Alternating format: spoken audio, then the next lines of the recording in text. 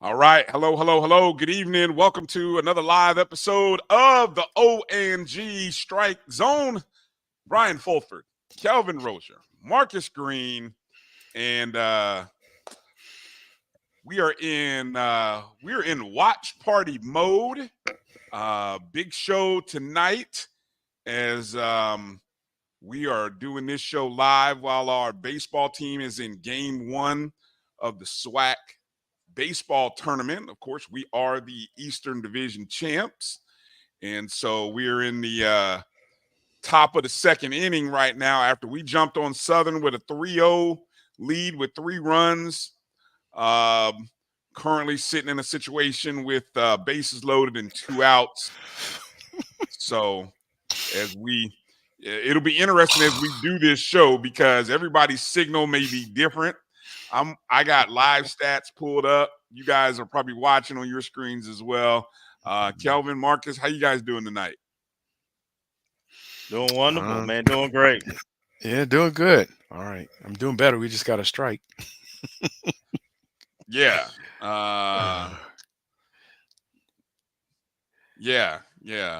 Doing well. Okay. So what do we have going on tonight? On tonight's show, we've got a couple of great guests coming on. We're going to talk to our head coach for golf, national championship coach, Preston Mike Rice, is coming up at the bottom of hour 1. Then at the top of hour 2, we're going to talk to the National Alumni Association president, Curtis Johnson, and he's going to give us some updates on the National Alumni Convention and so on and so forth. And we actually get out of the inning bases loaded with a fly out to right field. So Southern leaves the bases loaded. We go to the bottom of the second, leading 3-0. Hopefully if you guys aren't able to do some dual streaming or have your Roku or your digital TV on the baseball game while you're watching us, it's all good. So we'll kind of keep you updated as things are going. The game is being broadcast on the SWAC Digital Network. So if you're on YouTube, if you go on YouTube and just type in SWAC Digital Network, it'll pop right up for you and you can watch it.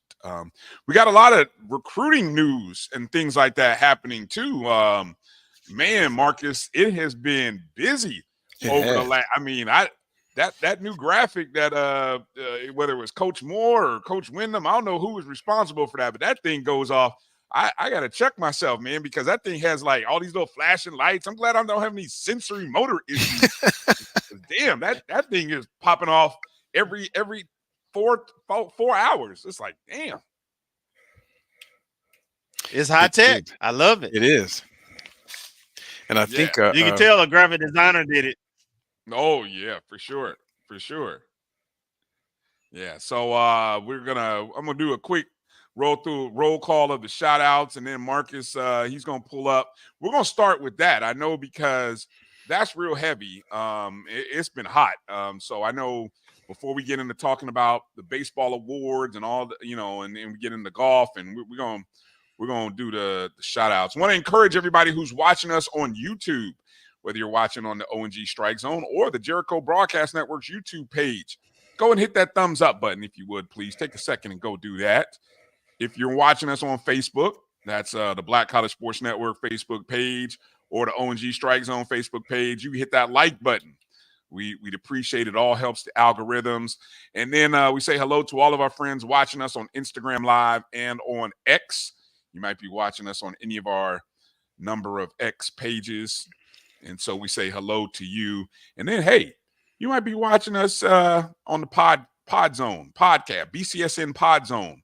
So if you're not a live watcher and you're catching us on replay, BCSN Pod Zone, everywhere you subscribe to podcasts is where you can find us. So with that said, let me go through a few shout outs and say hello to some of the family jumping in. Ken jumping in early. What's up, Ken?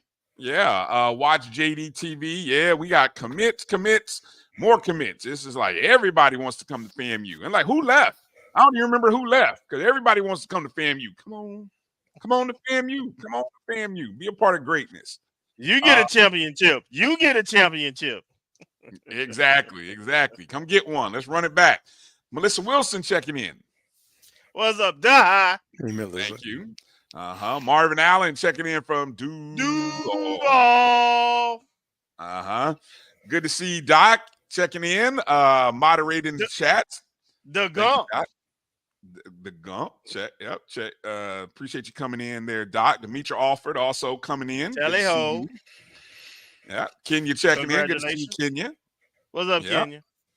Ashton checking in. Appreciate the shout out on Twitter. Anytime.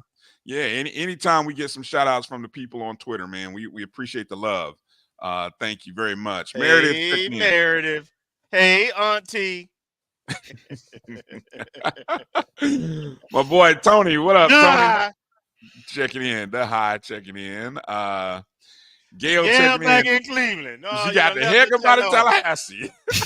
Hey, Cleveland. She put in good work while she was here, though.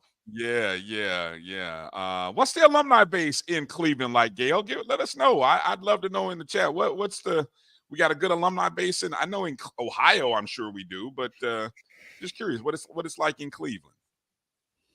Ezekiel Love checking in. Good to see you. Thank you for coming in. What's up, Zeke? Little baby coming in. Peace. PC. Yeah, Mary 305. Always good to see you. What's up, Mary?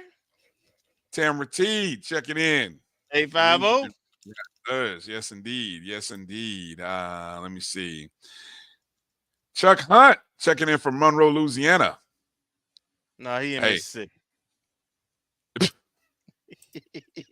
Hey, the only team from the West. The only team from the West, from Louisiana. Yeah, the West been getting waxed outside of here. Well, Texas has been getting waxed until we see what happens to Southern, but Texas has been getting slaughtered today. We'll go through that in just a second. Edwin Moore checking in. What's up, Southern guy? Yeah, already down, Edwin. Let's see how long you stick in with us. We know it's gonna be tough.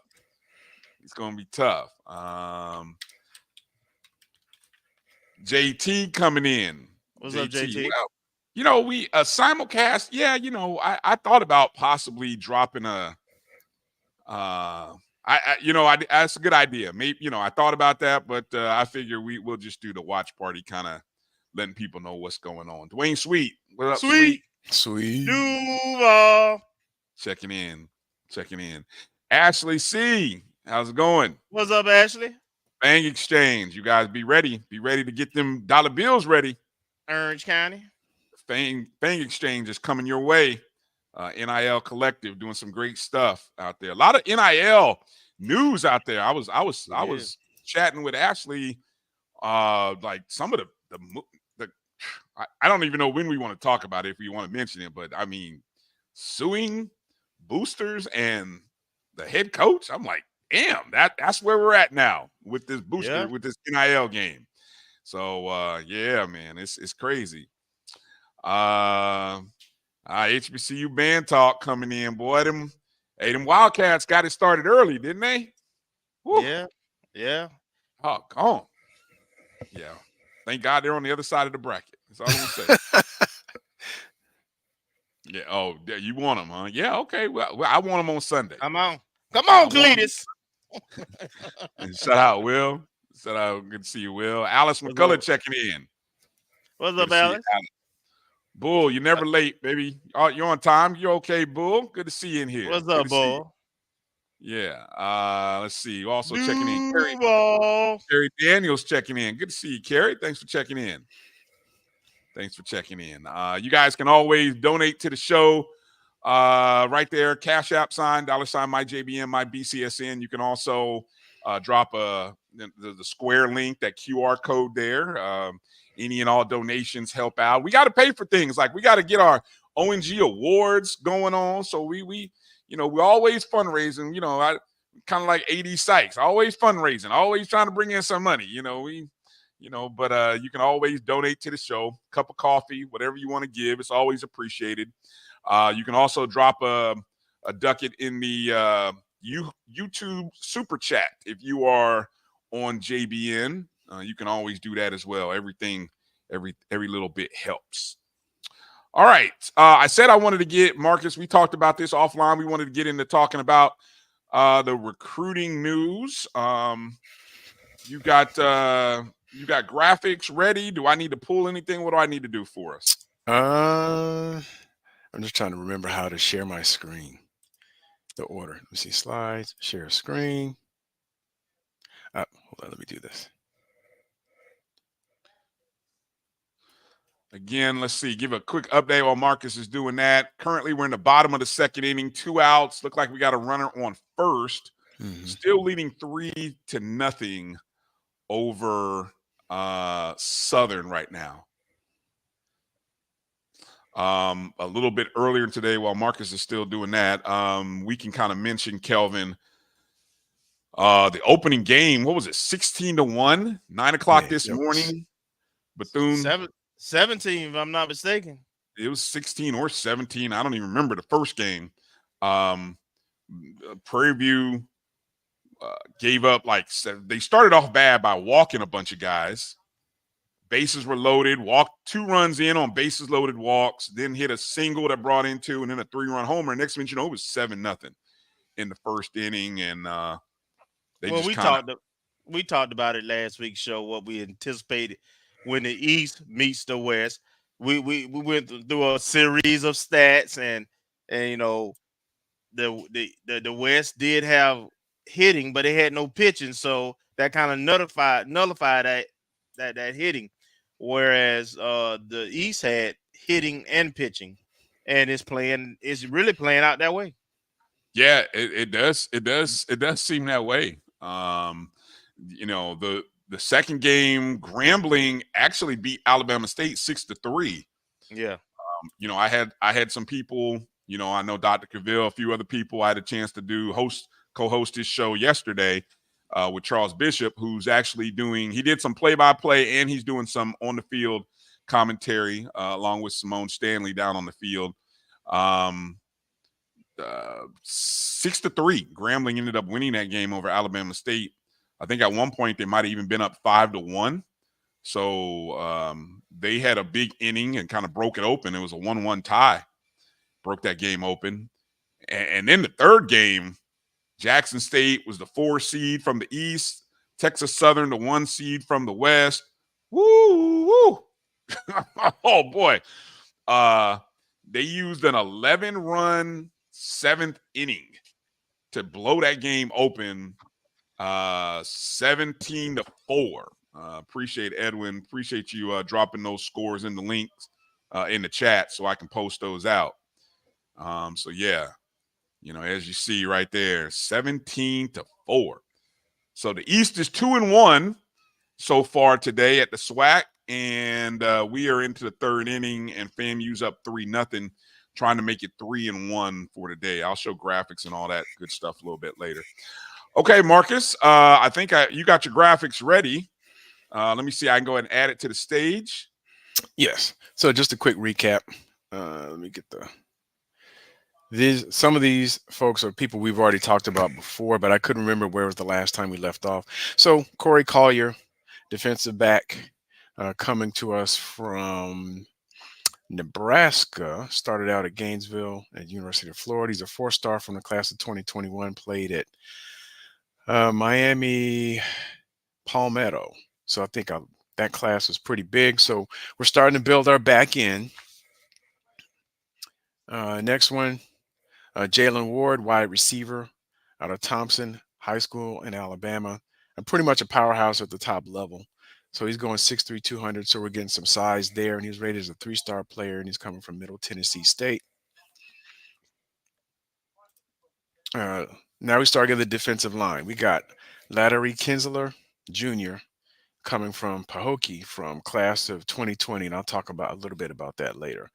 Went to Syracuse, went to FIU for a season, and now he's coming to us. So he's coming in with a lot of experience, but not a whole lot of playing time, and that's a recurring theme that you'll see. Mm-hmm. Brian Norris, very experienced, based on what I found. I guess he was class of 2018. I don't know if he had an injury or, and I know there may be a couple things that extend playing time, but he's coming as a linebacker. Yeah, it's 2018, man. That's an old head. That's a grown man. That's a grown man coming to Yes. going after his grad degree. Might be 2 grad degrees. And now we're stocking up special teams. Gunnar Trout, a freshman, a high school recruit out of Cocoa.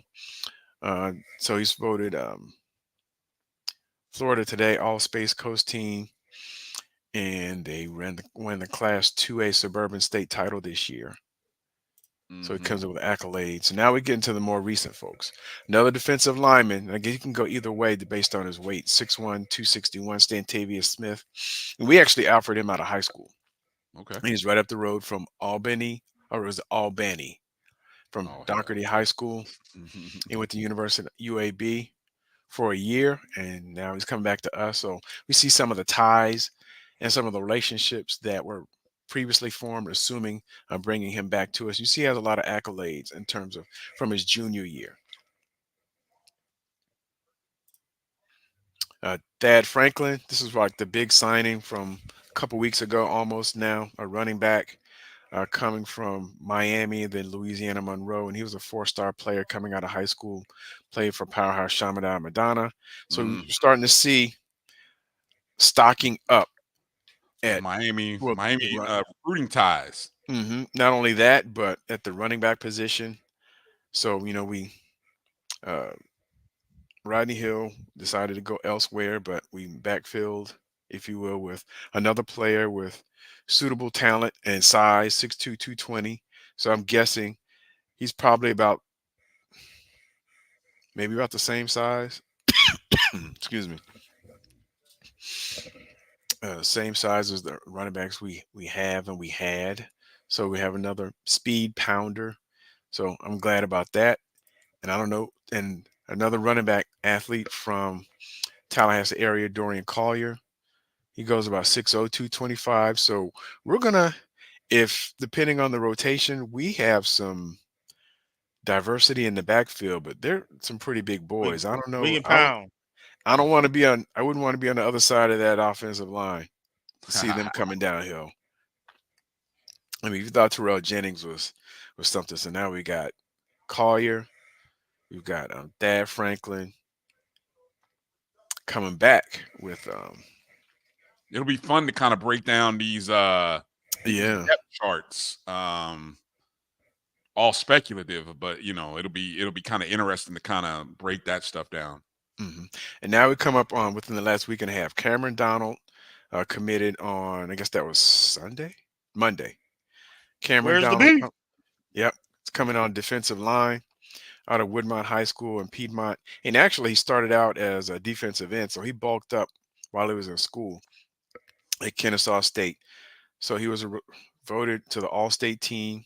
He was class of 2020, so we're getting some size and experience, but not a lot of playing time, not a lot of wear and tear on his body. So, he's coming to us from Kennesaw State, so he's seen some of the things going on there. And once again, with his size, he could go inside or out. I like the way you said that about no wear and tear. No, that's a positive way to look at it when you see these guys who haven't had a lot of playing time, but they got a lot of eligibility. Fresh, they probably were on the depth chart. And same day, Nick Demetrius, if I'm pronounced it correctly, 6'4", 300 at Sierra Vista High School in California, class of 2021. Very similar story, coming to us from UNLV. Didn't get a lot of playing time, came as a 3-star recruit in the class of 2021. and didn't play fall. I think they had a 4-game spring season. So once again, he could fall into that period where we had the COVID evaluation. I know there were some articles way back when during that time in terms of how well evaluations would be done or whether there'd be hidden gems in the class of 21 and 22 based on the restricted evaluation period over 2020. So he's coming to us on the defensive line. So now we're starting to fill in some gaps. Jalen Rogers committed, I guess that was yesterday. 5'9", 160 is coming back into state of Florida over at Tulane. A speedster, played at Miami Northwestern, and I've seen records of him either playing at Northwestern or St. Thomas Aquinas. But either way, he's surrounded by a championship culture. Yep. He's a speed wide receiver out of Miami, and once again, not a lot of playing time, and it's a recurring theme. And also a couple weeks ago, I think, when Coach Colsey talked about someone asked him in the transfer portal in the 220 QB club, and he said, we're not going for the big name players, but we're going for players who have talent, who may not have had as much playing time, and I'm paraphrasing, as much playing time. So they're not looking at someone who's a starter trying to make a bag, going from school to school or looking to make a jump, but someone who's looking for playing time, a quality player that would fit into the culture. And once again, if things are to be thought of in terms of who may be coming sooner or later, we're seeing the South Florida Ties rear its head. And today, we got a commit from Nathan Gates, who is a 3-star recruit out of California, spent 1 year at Washington State University, and he's played his high school ball at Edison High School in Orange County, California. And he was second team offense for the Orange County Register newspaper out there, and also on the all-conference team for his conference. And so that's this slate of recent things. And I want to take us back, and I don't want to overwhelm folks with charts, but this is our 2023 from our roster at the fall of 2023. So if you look across here, you can see, looking specifically at the, I don't know what color blue that is, royal blue, and the gray, that at wide receiver and defensive line, we had a lot of seniority. People who are classified either as graduates, redshirt seniors, or seniors. And that's not including the people who may have left. That may include General Hunt. But you think about people that declared early or transferred. So that number goes down even more. So the two biggest needs, and we've talked about it before, were likely at wide receiver, based on the people who could matriculate out or finish eligibility, and defensive line. And we're pretty well stocked at offensive line. If no one leaves, we're okay at defensive back, depending on who stays and who leaves and who declares and all those type of things. But the biggest areas of need, just based on the numbers, not necessarily assessing the talent behind the numbers, but in terms of numbers, off the defensive line and wide receiver, especially since defensive line had so few. And if you roll up the defensive end here, that's one more person. So small numbers there outside of special teams. Okay. So that's 2023. Right. So 2024, we look at, these are the commits that we have by division and conference. And you see we have quite a few FBS transfers that are committed and the different conferences that are represented. So, okay. So let me see. I like the way you did that. So let me see. I'm going to do some quick math. 2 + 3, 5, 6, 7, 8. Now, these are commits that have not signed. So Okay. I can filter my chart by filtered and, sign people or people who are unsigned. So I thought it was important to show, okay, these are the folks that said they were coming, and I don't classify them as signed until either I see an announcement by the school or they show up on campus, because we know how things can change. So these are all pending. So, and the reason the reason I ask is because I know I had a friend send me one of the 24/7 updates that talked about the number of, and I think I even talked about this or shown you there were like 15 FBS to FCS guys that we've had or that they were projecting. Now, I don't know if they're counting signed or are they counting commits. So how would you summarize this with a round number? What would you say the number is of signed and what are the committed? Well, these are all the verbal commits here, so we can just add these up. That'll include the sign. I could show them both here, but the ones that have signed, we kind of can rattle off the top of the head because we had a pretty small signing class. But we're starting to stock up here. I would guess here this I've is got 3, 11 FBS 6. guys, and then another 5 from other FCS schools, and then if you count the D2 transfer, you can really say we've got 6 non-FBS guys. And then you add that to and the recruiting class was so fluid because we had so many, and I don't know to what degree 24/7 would update their information for FCS or HBCUs, which is Oh, part they of the still reason had Rodney Hill. They had the what was the yes, kid? yeah, Running they had back? Rodney Hill. They Yeah, probably he was had still on. Sage Ellis. Yeah, They yeah. probably had Devion. Is it Miller? The wide receiver. Actually, I have slides right after this of all the Mhm. people who decommitted. Oh yeah, So we don't have to go through if that. they're still rolling up numbers from the folks that we signed in December when Coach Simmons was still here, then it's showing then that's a false number.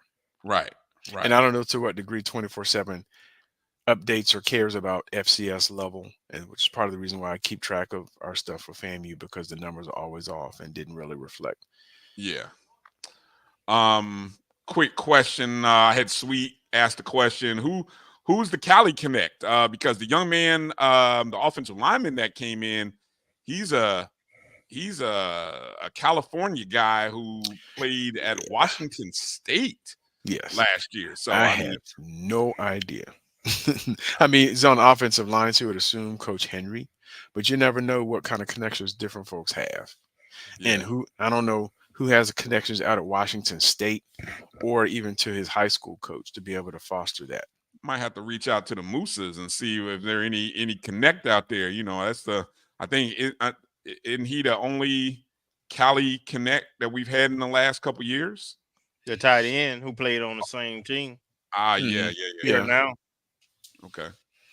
And also one of the other defensive linemen that transferred from UNLV, he's from California as well. Yeah. Okay. All right. And one more, I thought this was kind of critical. The transfer offers by graduating class and position. So we look at this. So you see, and I just created this one recently, so I could see, okay, how much experience are we getting for all the transfers that we're offering?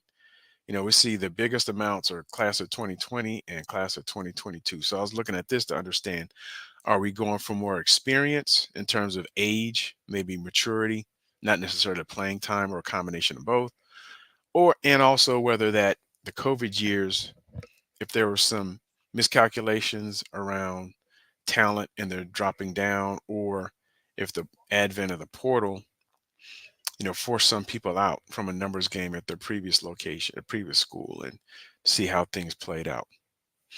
But also, if you think about the first chart shown, the first stack bar chart, where it shows um, our biggest areas of need from a number standpoint tend to be wide receiver and defensive line based on who were upperclassmen last year. And if you look at the black bar, which represents the defensive line, now you can see those numbers.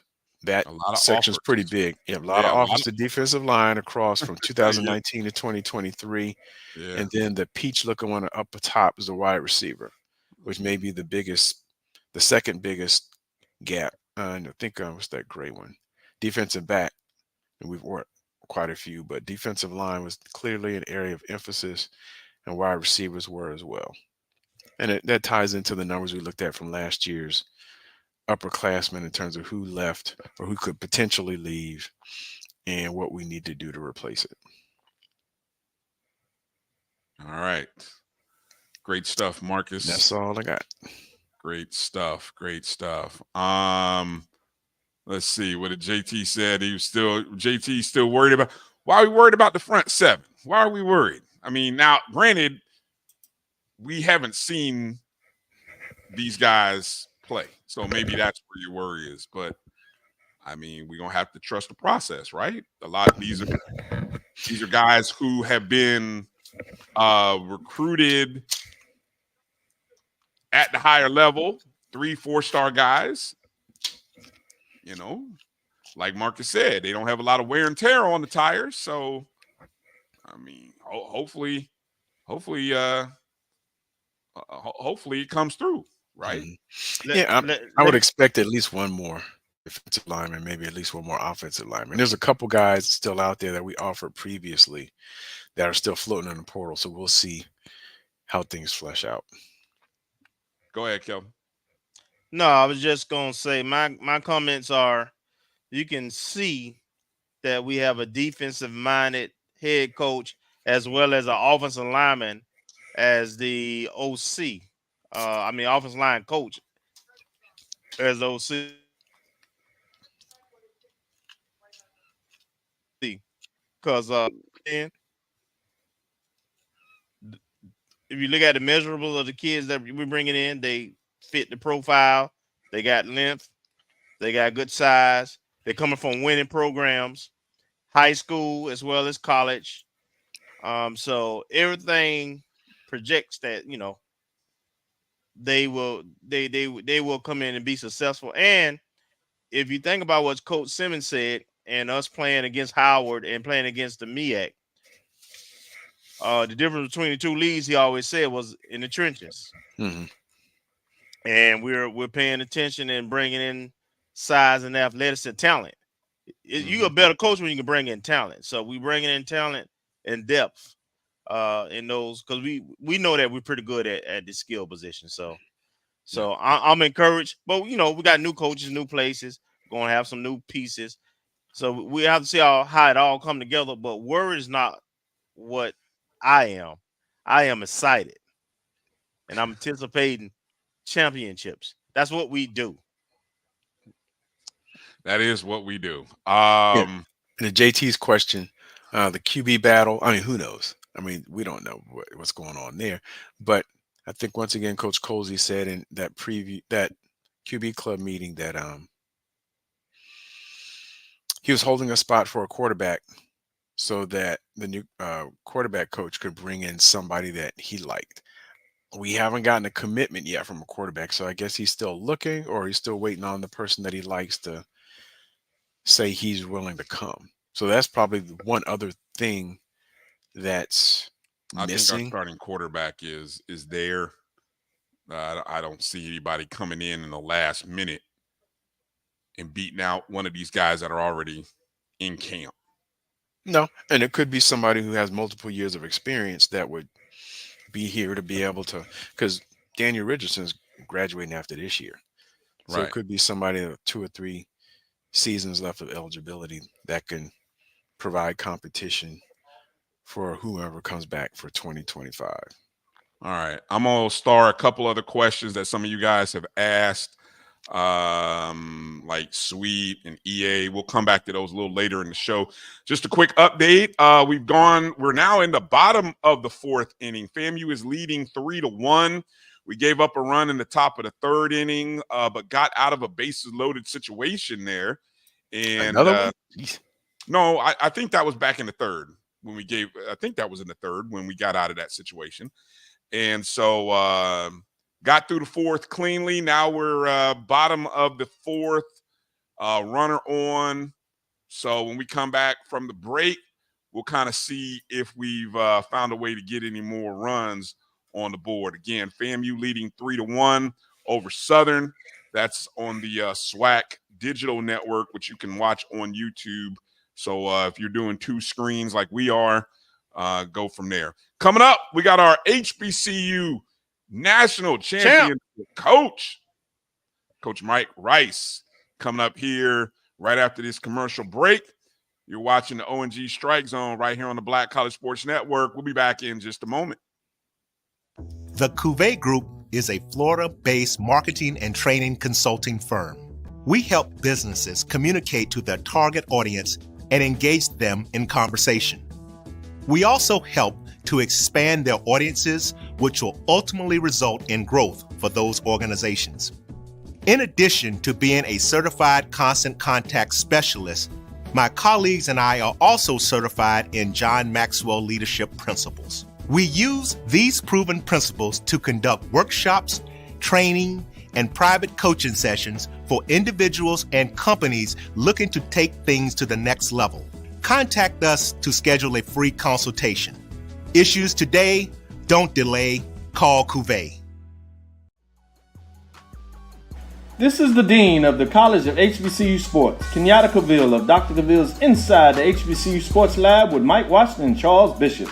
Come mix it up in the lab where the course lecture is in session every Tuesday from 6 o'clock p.m. Central Standard Time on Facebook Live, YouTube Spreaker, or the BCSN app, as we discuss all things about the HBCU sports culture, including exploring the week that was in the sporting HBCU diaspora, as well as the upcoming week of HBCU sports. With me, the Dean, the College of HBCU Sports, on Dr. Cavill's Inside the HBCU Sports Lab with Mike Washington and Charles Bishop. Course lecture dismissed. From novice to aficionado, find yourself here. High quality cigars plus personal customer service. Slow Burn is Waco's only mobile cigar lounge, featuring a meticulous, curated collection of premium cigars. Visit our website, www.slowburnwaco.com. That's www.slowburnwaco.com.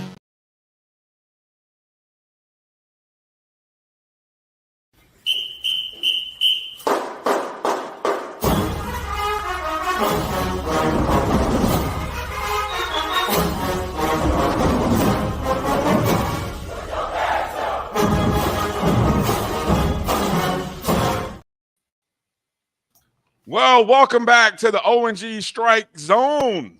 Bryan, Kelvin, Marcus, and it is a pleasure to be joined by our national championship winning coach, none other than Coach Mike Rice. Coach, congratulations, Coach. How you doing? Welcome to the show again.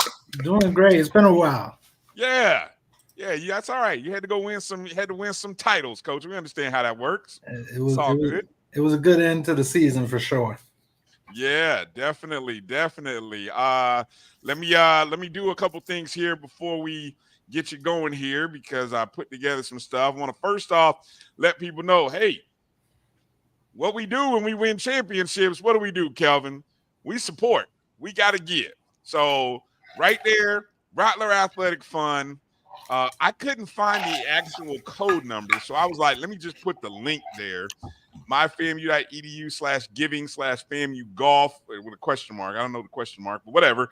That link, I swear, it promise it goes right to the FAMU Foundation, the men's golf link. Coach, I don't know if you know the account code, but I believe it's 0013, but I could be wrong. All right, 0013. But what kind of number? Let me see. How many years has it's been? What, 24 years 24 since we years. won a national title? So, I think either, as always, let's go bigger than 1887. Let's just put 24. Make it easy on yourselves today, folks. 24. Put $24. Make a $24 donation. It's been 24 years since we won a national title. So go ahead and hit that link up, and let's donate and let's help support our FAMU golf program. A lot of stuff we need. We'll talk about that in a second. But there's the link there, Rattler 0013, 0013. So with that said, Coach, what's it feel like to be a national champion? What kind of cloud have you been floating on the last couple of days?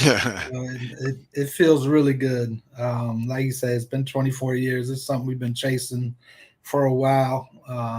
Second one in history, really, and the only other one was when I played back in 2000. So it's been that long, and I was part of that team that won in 2000. Was also the individual winner of the event, which was really nice because we, not only did we win as a team, but we also had Marcus Taylor, take home the individual trophy. So, he's the only one on this campus or has gone to this campus other than myself that can say that. So proud of him and the way he finished his career here. Yeah, definitely. And just in case you guys didn't know, there's those champions right there. The PGA of America host. Now for people who are not familiar, give people a little background on the PGA works and this and this event. Played at TPC Sawgrass, which considered by everybody pretty much who knows golf or follows the sport, is the quote unquote unofficial fifth major. But yeah, I mean, it's a beautiful course.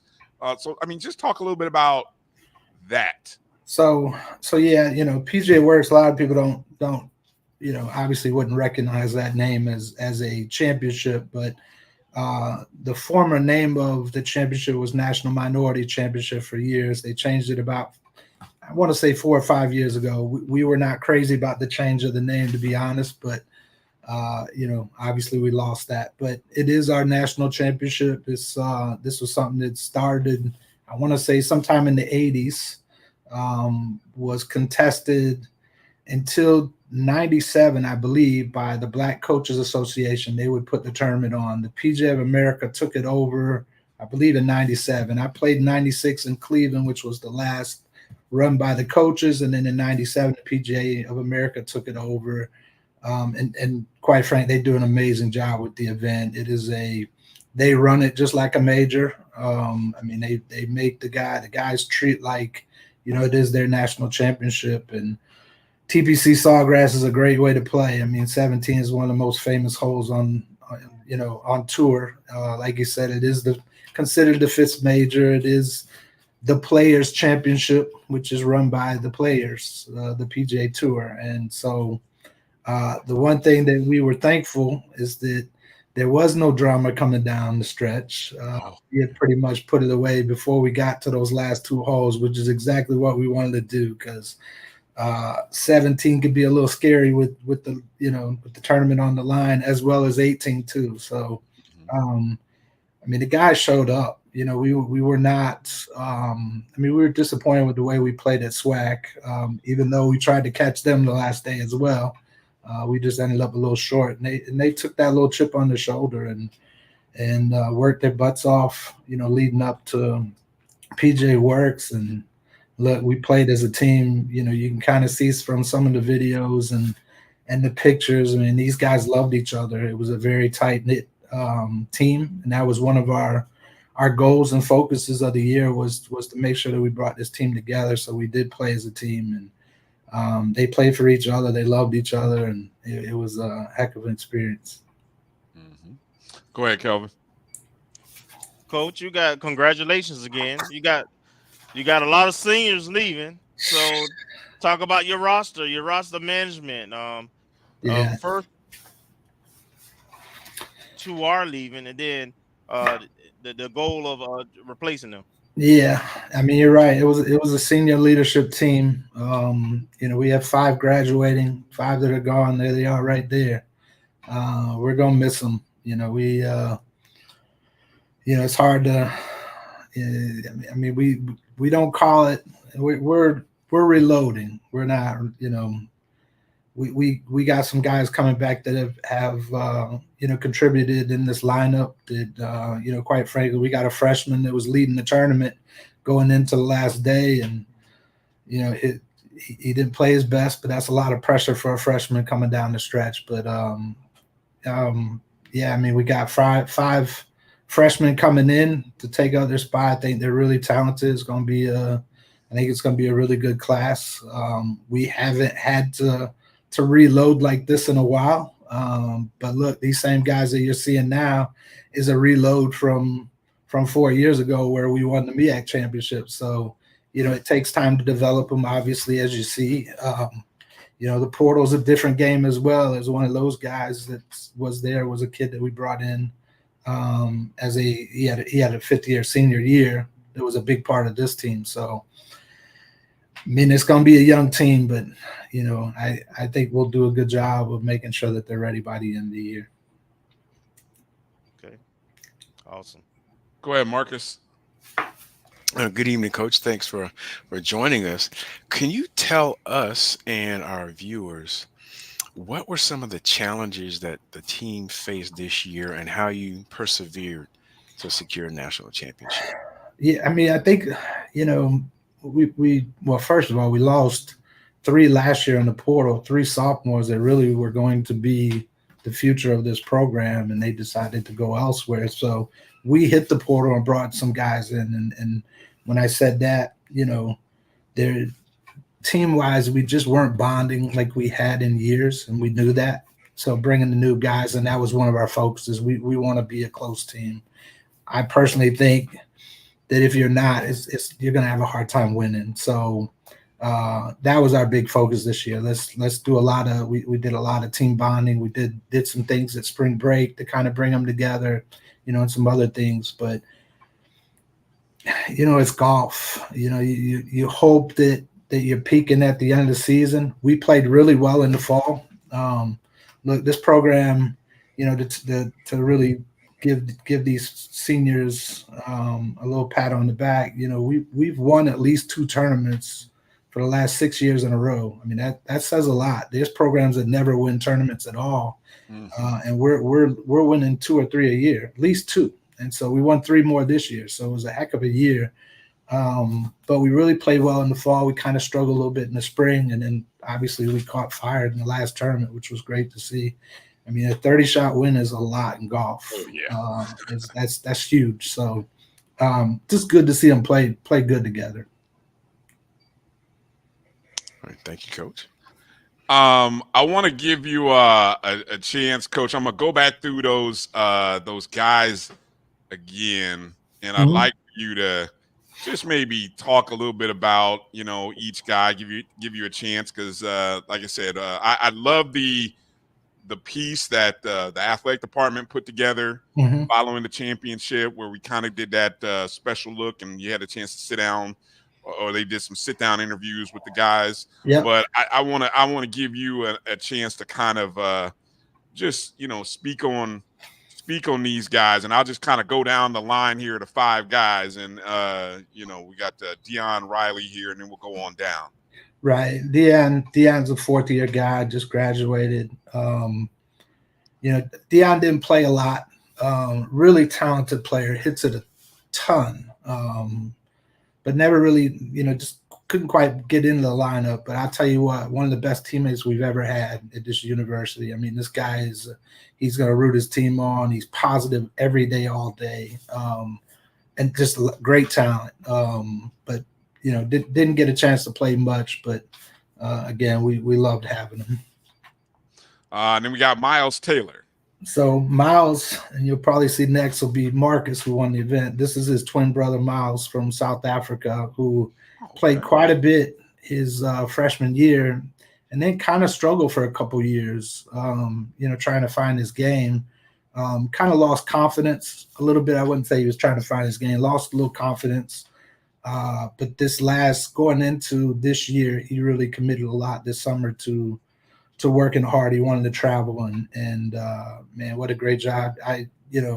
He was our 5 guy at the end of the year, and I got a chance to walk the last 18 with him, and we had a great time. And best I ever saw him play. Hit the ball amazing for 18 holes, and was proud that for when he got in the lineup, but just to watch him play and persevere through the struggles that he did was pretty incredible. Yeah, I had no clue early that they were twins. I didn't even put 2 and 2 together with the names, and I should have put all that together. So I don't have them next to each other, but I saved Patrick and Marcus for last. But then we got Patrick. Well, Patrick Mwendapole is a young man. Kelvin, I've been saying it right. I know that's what I've been saying. Mwendapole, yeah. Well, he and you know what? He didn't tell me until later on in the year that it was Mwenda Pole, because we always called him Mwenda Pole. But he's a young man that transferred in from Arkansas Pine Bluff. He was part of their team that won last year, and he was the individual winner in the SWAC tournament. And a young guy that we've been competing against for years. And I love this personality. He can play. Good game, great game. Kid's got some potential to play farther if he wants to. Works his tail off. But I mean, when you talk about a positive guy, this is the guy that kept everybody together. When things got down, you know, he's just a guy that's positive all day. If that guy's in a bad mood, something's wrong, because that's just him. And like I said, he was, as we called, the glue of the team this year. Okay.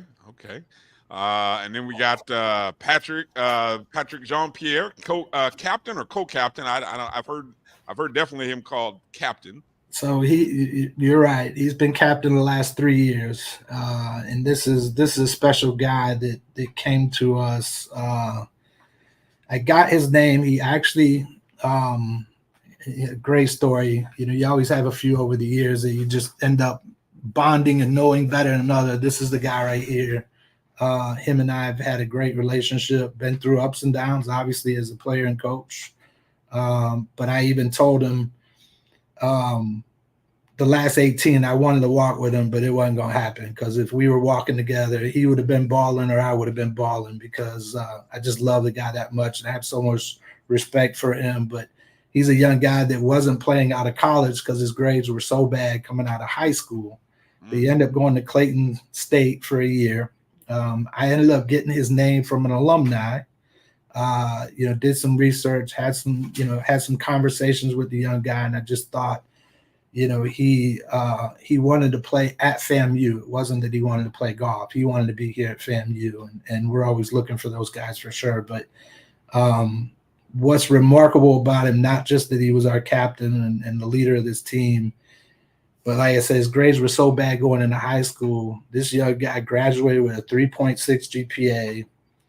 He's now in grad school. He has a 4.0 in grad school. That's impressive for a guy that a lot of his teachers and even principals said this guy would never make it in college. And not only has he proved them wrong, but at a very high level. So he's one of my favorites over the years. I hope his high school brings him back because that's the kind of young man, and not like for him to go back and say, look, I told you, but there's probably some kid or kids who are maybe struggling, and you need an example like Patrick to be like, hey, guys, when I was in high school, I wasn't doing great. I was really, and now look, you can overcome whatever situations you're in and exceed. So I hope like heck, whether it's his alma mater or some other high school in Tallahassee or elsewhere, y'all need to lean on Patrick, because I'm sure that's a great story. It is. That's a great story. It is for sure. But we're gonna miss him for sure. And then Marcus Taylor, the only other player to win a national, the individual other than yourself. Correct. So this is a young guy here. Like I said, his twin brother. We brought them both. I happened to catch Marcus. I was on a recruiting site, and I saw his golf swing, and I thought, wow, this is a really good golf swing. This is not something. So we had some conversations, and then of course the Miles as well has a great golf swing. They both had good numbers, but both from South Africa. I don't know if I said that, but they are. And I tell you what, this kid probably, and I've said this multiple times, I tell him the same thing. The best talent we've ever had on this campus is this young guy right here. When he hits a ball, it sounds different. It looks different. And I say that, I've been saying it for a long time, but we had a chance to hang out with Tiger Woods. Yeah. And if you ever see that story, you'll hear Tiger Woods say something like, wow, that's a lot of speed. And he's talking about Marcus and that. So for Tiger to be impressed by a guy, that says a lot about who he is. Adversity-wise, a young man's he's been through it. He had a hard transition from South Africa to the States. It's way different. and then had knee surgery. And as the surgeon said, he had an old person's knee, which they didn't know at the time. But it took him really about 2 years to strengthen the knee to be able to play at the level he does. And when I tell you this kid cranks a ball, it's different, y'all. Just this ball striking wise, this kid has a really high ceiling. He's going to go back home to South Africa and train, wants to play on their national team. And I really think he has a chance to play professional golf on TV. He's that good. Okay, nice. Go ahead, Kelvin. Coach, so I caught your interview earlier today. Yeah. With Vaughn, and so I know you're doing some things with your locker room, and you had some needs. I understand about a van. So you're a champion now, so you can ask. So go ahead and talk about what you got going on. As you heard the AD say, I'm gonna get on him about that, and she's right. I mean, there are needs. Look, at the end of the day, the only way, and this is the one I know she talked about as well, but this is something that I really believe heavily in, always have. The experience that we're trying to give these guys without money, we can't do it. I mean, you just can't. And, as important as it is to win, we want them to leave and have memories, life memories that they'll have for the rest of their life. And there's things that we need to be able to do that. There's things that we need to develop them to play at a high level and to continue to be, the HBCU golf team that everybody's chasing. And saying that, I mean, look, we're going to airports and renting vans to get to tournaments. And, a Sprinter van, we show up to a lot of these events, especially PWIs. They all have a Sprinter van with their name all over it. They're riding in comfort, which is what we want to do for our student athletes as well. And obviously that takes money to do. Another thing, like we talked about before, memberships to golf courses, we have to pay a membership every year, and it's not cheap. I mean, it's somewhere around $18,000 to $20,000 a year to have these guys on the golf course, so that we're training them, on the best facilities in order to get them ready for these events. So, that's another thing. And then, as you said, we were kind of showcasing the locker room off a little bit. One of the things that we're working on is building a putting studio down there. So the floor is in. There's a putting green down in the locker room. But then there's the device that we're looking to try to get called the Sam Putting Lab. That's about $20,000, but it's a need in order to develop these guys. So some big things that we're trying to do to make sure that, like we said, we got 5 freshmen coming in, and we need them ready quick. We don't need them, we don't want to wait 4 years. We're gonna try to push them along fast. So again, the support from Rattler Nation is needed for golf for sure, but for really all our sports. But just talking about some of the things that we need, we definitely need y'all's help. Definitely. And there's that code again, Rattlers. Again, want to encourage us at minimum $24 representing the 24 years since we won our last golf national championship. Obviously, it's great if you want to give more to donate to champions, because we gotta fund that. I want to come in. I was listening to you describe that facility. Next trip to Tallahassee, Kelvin, we got to go check this out. I want to come check this out. I got to come. I'm not a bad putter. I can't drive for anything, but I can putt. Right. Again, we're early in the stages, and we're going to wrap it as well. Wrap the wall, nice. Which we had almost we had really committed what we were going to put, and then we won the championship. So now we got to add that in there as well. Yeah. So we got to put some pictures from that that week, and so it's going to be impressive. I can tell you that, but we'll have it done before the semester starts. I promise you. There you go. Yeah. Marcus, you got any last questions for Coach? No, just keep up the good work, Coach. Yeah, I appreciate it, Marcus. And you said you had 5 recruits? 5 freshmen. Mm-hmm. And look, portal is a real thing. You got to stay looking in the portal as well. So we know we have 5, but we're obviously going to continue to try to grow grow the program. So what is the total number of student athletes in the program? And obviously, I know when I looked at the roster, I want to say it looked like there was about a dozen guys. But what's the total number that you have? Yeah, we have 11. Okay. Right now, that's what we're at for next year. The same, trying to bring back 11. I really like. I like competition, so we're constantly pushing them in qualifying and playing, and the more competition we have, the better it brings it out. The more prepared you are, later in the season. So I like to have 11 or 12. I think that's a good number. So yeah, that's what we're looking at. Okay. Is there an NCAA limit on the team size? You can have as many as you want. Oh, okay. Yep. Not saying that we wouldn't be more if obviously we have players that want to come in that can compete, at the level. All right. I heard who was it who asked about the polos, coach? That like polo. Hold on. Where's my picture of you? Where's my picture of you? Hold on. Where's this picture at? Is this the picture? Yeah. Come on, coach. That's the polo that we got to get because we love the logo, right? The golf logo polo. We got to figure out how to get those. I think I seen you with a. Come on. We just got to figure out how to get those polos, coach. We got to get that out to the people. So that logo came about, and we were the first. I've had conversations with somebody who thinks that they were the first, but they weren't.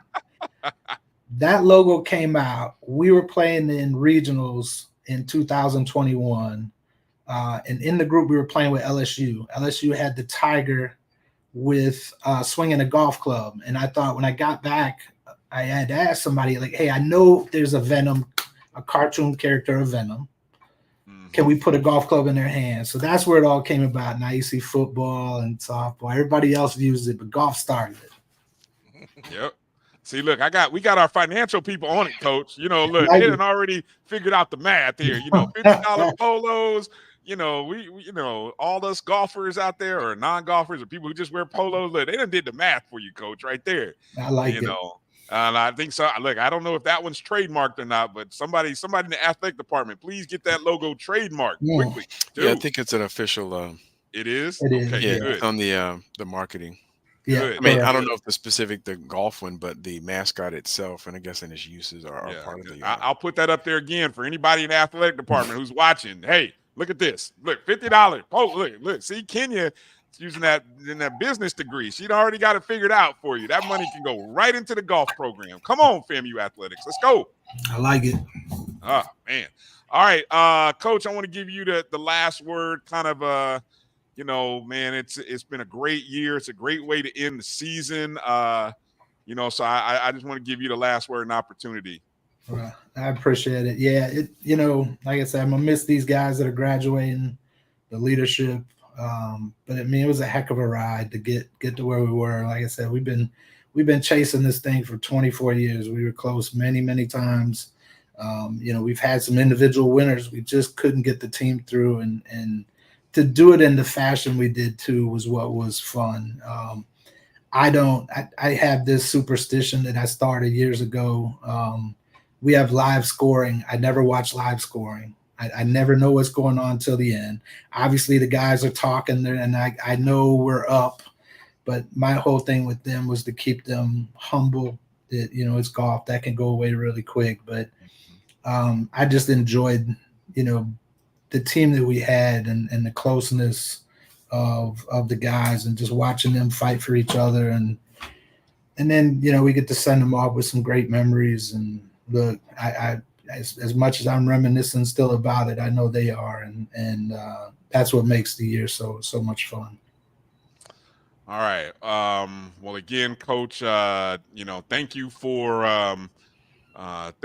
again creating some great memories, adding another national title to the trophy case, and I got to add when I do the summer reboot of the intro, I got to add the championship photo of you guys into the mix, so we get you guys. We had you in there previously, but then that was a different conference. But see, now I can put golf back in the mix now. We put champions in the intro, so I'll make sure to update. It was great to hear too. I think that somebody said today, and they think this is the first time we've had 2 national championships at the same time. So that's at the same time, yeah.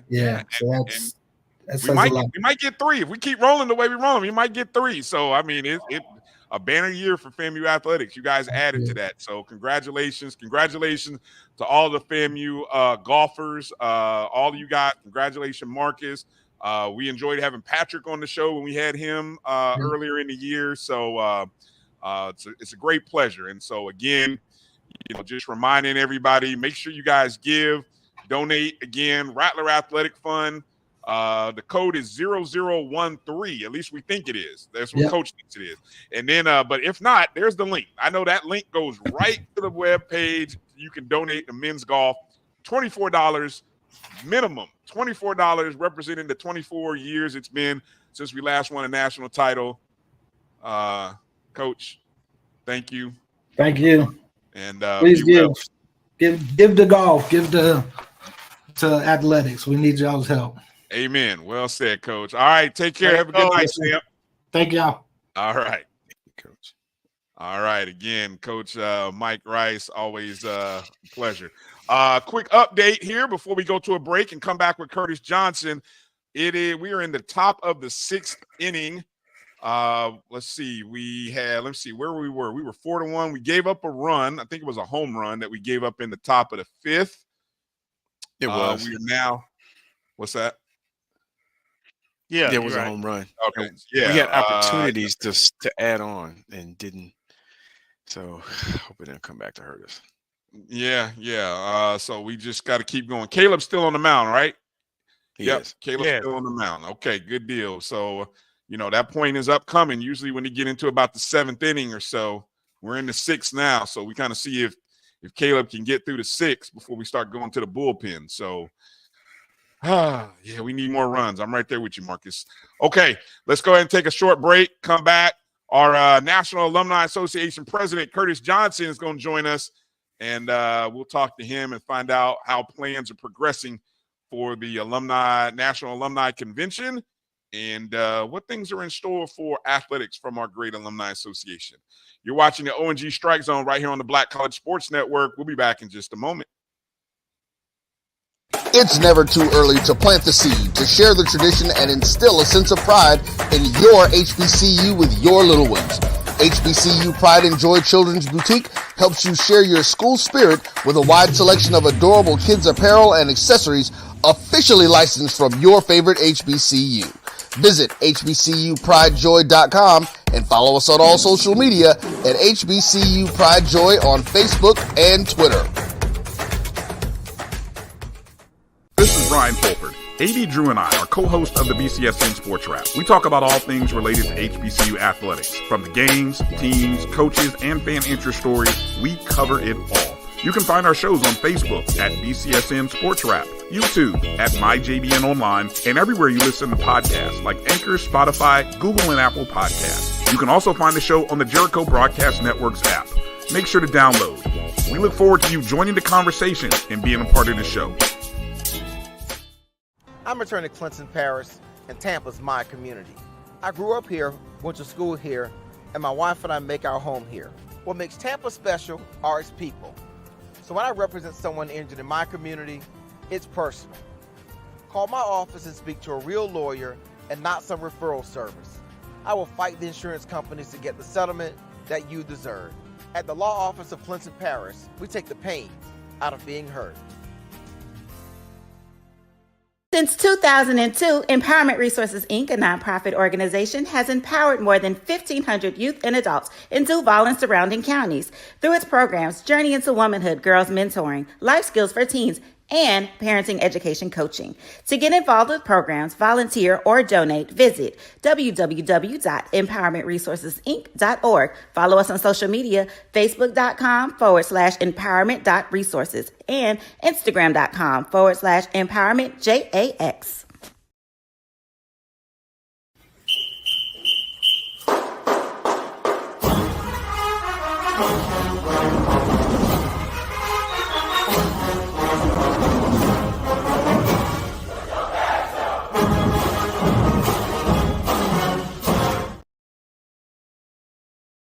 Welcome back to the O&G Strike Zone right here on the Black College Sports Network. And it's a pleasure to be joined by our National Alumni Association president, none other than Mr. Curtis Johnson, Jr. How you doing, sir? I am doing well. I'm doing well. Can you hear me? Yes, sir. We hear you loud and clear. Well, that's good. It's good to be heard and it's good to be seen. And, you know, a lot is going on in Rattler Nation, and it's just always great to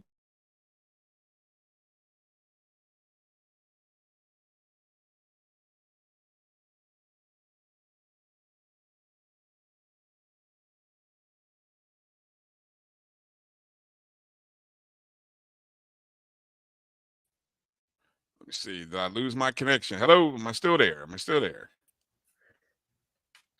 I'm here. All right. Okay. I got lost in the shuffle. Okay. So first nature of the business. Let's get into talking about Alumni Association. The convention is upcoming in Tampa next weekend. What's the latest? What can we expect? Well, we expect a dynamic, impactful convention. We are busting at the seams right now. We've got 350 plus registered people to be in Tampa, which is a very outstanding number. We've got a great weekend of great activities, some fun stuff. We're going to raise some money for FAMU and our scholarship programs. We're going to recognize distinguished alumni. And we're just going to network and love on Rattlers. And that's what we do at these conventions. And by the way, we'll handle some of the business of the NAA too, because we do have to, you know, do some of that stuff that some people don't, you know, care for. We got to pass the budget and, you know, argue about a few bylaw changes and try to come up to, you know, where we are now and adjust for the times, that kind of stuff. So that's where we are. But we're excited. We're in the final throes of finalizing things right now. So we're, you know, real busy here on my end, making sure that we dot all the I's, cross all the T's, and get ready to welcome people into Tampa starting on Thursday. But we do have activities starting as early as Wednesday. Okay. Yeah. All right. So go ahead, Kelvin. Yeah, so talk about the different events that are going on, you know, and what is the purpose of the alumni convention? Okay. Give us the history of it. Yeah. So the history of it is that the convention really is a place for us to come together. It started as like an annual meeting, and it's our time to come together as alum, and it moves across the different country, across the country, different regions, etc. And it really comes in to do a national program where we sit down and we have to, you know, pass our budget. So that's up for that. We also conduct a business. And we come together on a yearly basis to raise monies as our national day of fundraising. And so this is our time to say, hey, if you're going to donate, and you can donate to any program whatsoever at Florida University, come join us and be a part of what we're going to do to pull this together. And so last year in Schaumburg, Illinois, we raised about $387,000. Our goal this year is $450,000. That will be raised, and that could be if alums were part of the Marching 100 and they wanted some of their funds to go there. If they were obviously played football or any sport whatsoever, they can, you know, we can make sure those funds get there. And so we have our day of raising these funds. That will be Saturday morning. This year, we're honored to have the Honorable Darryl Parks, who will be our speaker for the fundraising breakfast. And so that's really a big day there for us because we'll be telecasting, we'll be broadcasting live and going live. And so you can sit in the comfort of your home and pull up the QR code, and that day just decide you want to give whatever it is, even if you want to give to the golf team. And I heard that segment before, right? If you want to give on that Saturday, you can give through the NAA to the golf team, and we will make sure the golf team program will get their monies there. And so we're excited about that. But I can tell you one of the things that's a little different about this year's convention is that we have all of the DSOs coming together. So the other DSO that's on campus there, the boosters, will be a part of the convention. The Board of Trustees will actually be meeting at the same time, as well as the foundation. And so that Wednesday afternoon from 1 to 5, and this will be a meeting that you can watch on Zoom. It will be telecast. We are basically going to sit down and have a great conversation led by the chair of the Board of Trustees. And a lot of it will be around the strategic planning and us really kind of making sure all of our efforts are aligned strategically and focused for the betterment of Florida A&M University. And so this is the first time that we've actually had the foundation, industry cluster, the Board of Trustees, obviously the FAMU National Alumni Association, the boosters. I hope I didn't leave out anybody. I really don't. But everyone's welcome. And we're going to have a great conversation. And you know, it's really good because, you know, the alums that will be around on that Wednesday afternoon starting at 1 o'clock will actually get a chance to, you know, talk to Board of Trustees members. Maybe they don't get those opportunities too often, but they'll be there. And so we're excited about that. So that's kind of new and different. And while I will say too, what's also unique that Wednesday is that the local chapter there in Tampa, they're going to be recognizing some of their scholarship awardees. And so we're going to get a chance as a university to support the local chapter as they recognize their scholarship awardees and young people coming into FAMU. So Wednesday will be one of those days that you'll hear a lot coming out of that.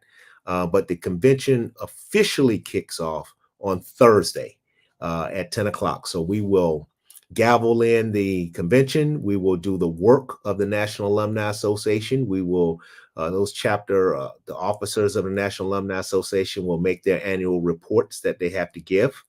And so we have those aspects we cover. Like I said, we'll raise some monies. We will recognize distinguished alumni. So that was actually, we have 21 people that are distinguished alums that submitted an application, was vetted through that committee, and there are different levels. So there's rattlers in government, there are rattlers in entertainment, rattlers in philanthropy. So we have these different categories. And so we have 21 distinguished alums that will go into that honor on Saturday night. So that's a black tie affair.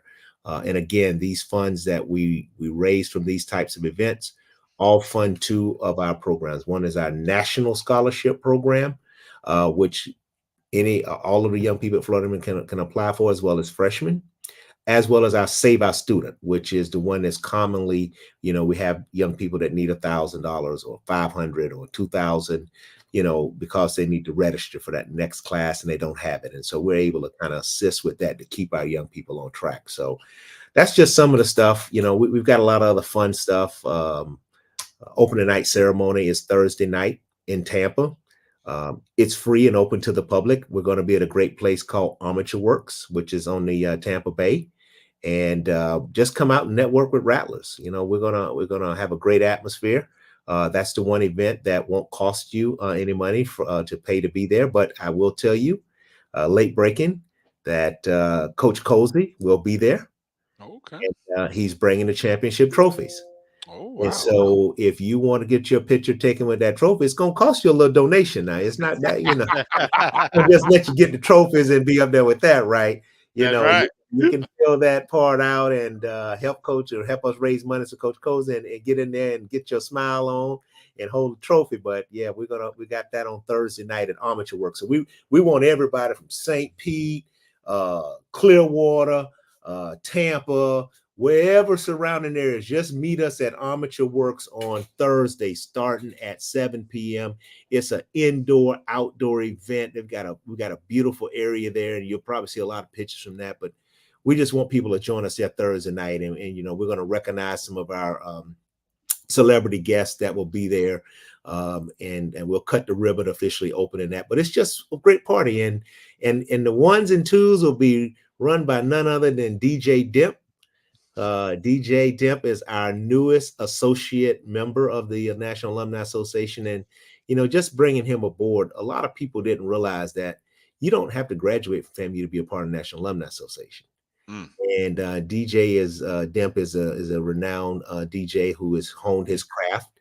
and he wanted to be a part. And so he didn't know that, but when we had that great conversation, he said, sign me up, and we did. And so he is an associate member of the FAMU National Alumni Association, and he'll be there with his pen on, and he'll be spinning on the 1s and 2s on Thursday.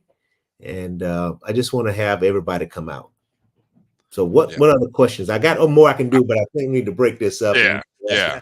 Well, I know. Hey, I know. Dimp got me through a few days, a few nights, my undergrad days. So I love Dimp. It's all good. It's all good. Marcus, what question do you have? Thank you for joining us, Mr. Johnson. I guess the question that I have is, we've had a successful year at FAMU across multiple venues, but we've had some challenges as well. So I wanted to ask, what venues or opportunities will there be at the NAA Convention to address some of those challenges, or to come up with viable solutions, or at least have the discussion, so that if there's any alumni who need to express concerns and would like to have input towards a solution, where would that happen and how would that happen? Great question. Thank you for asking, Marcus. So our athletic director, Ms. Tiffany Dawn Sykes, will be there. We have a breakfast with her on Friday morning. And so she will get a chance to come in and lay out her vision, plan, etc., for athletics, etc. That would be a great opportunity. And of course, there's a cost to that. That's a breakfast, right? So that's a part of our convention. It's an a la carte, so meaning that you can buy just that ticket if you just want to come to the breakfast and be a part of that. So that's one great avenue. We will hear from the president of the university. He'll be addressing the general body of the convention, and so that's another great opportunity to hear the latest from him. I'm sure he'll be giving us some updates as to where we are with the campus, etc. And as I've stated, the board of trustees will be a part of this weekend, so they'll be around. And so just the sheer ability to network with rattlers and have maybe a one-off conversation, or maybe get some clarity on some things, just being in that environment will allow for you to ask some of those questions. Obviously, we're going to take questions in some of these forums that we do. Like I said, there's an athletic breakfast update on that Friday morning. So our VP and AD Sykes will be there to do that. The president will be addressing the general body. And then, I think those are two wonderful forums. I'm also going to give a state of the national alumni. So I'm going to update the national alumni where we are, our vision and my vision for moving the organization forward, and what we have accomplished, and what we have to do even more, and what our needs are. And so I'll give an official state of the NAA, doing my President Awards luncheon, which will be on Friday.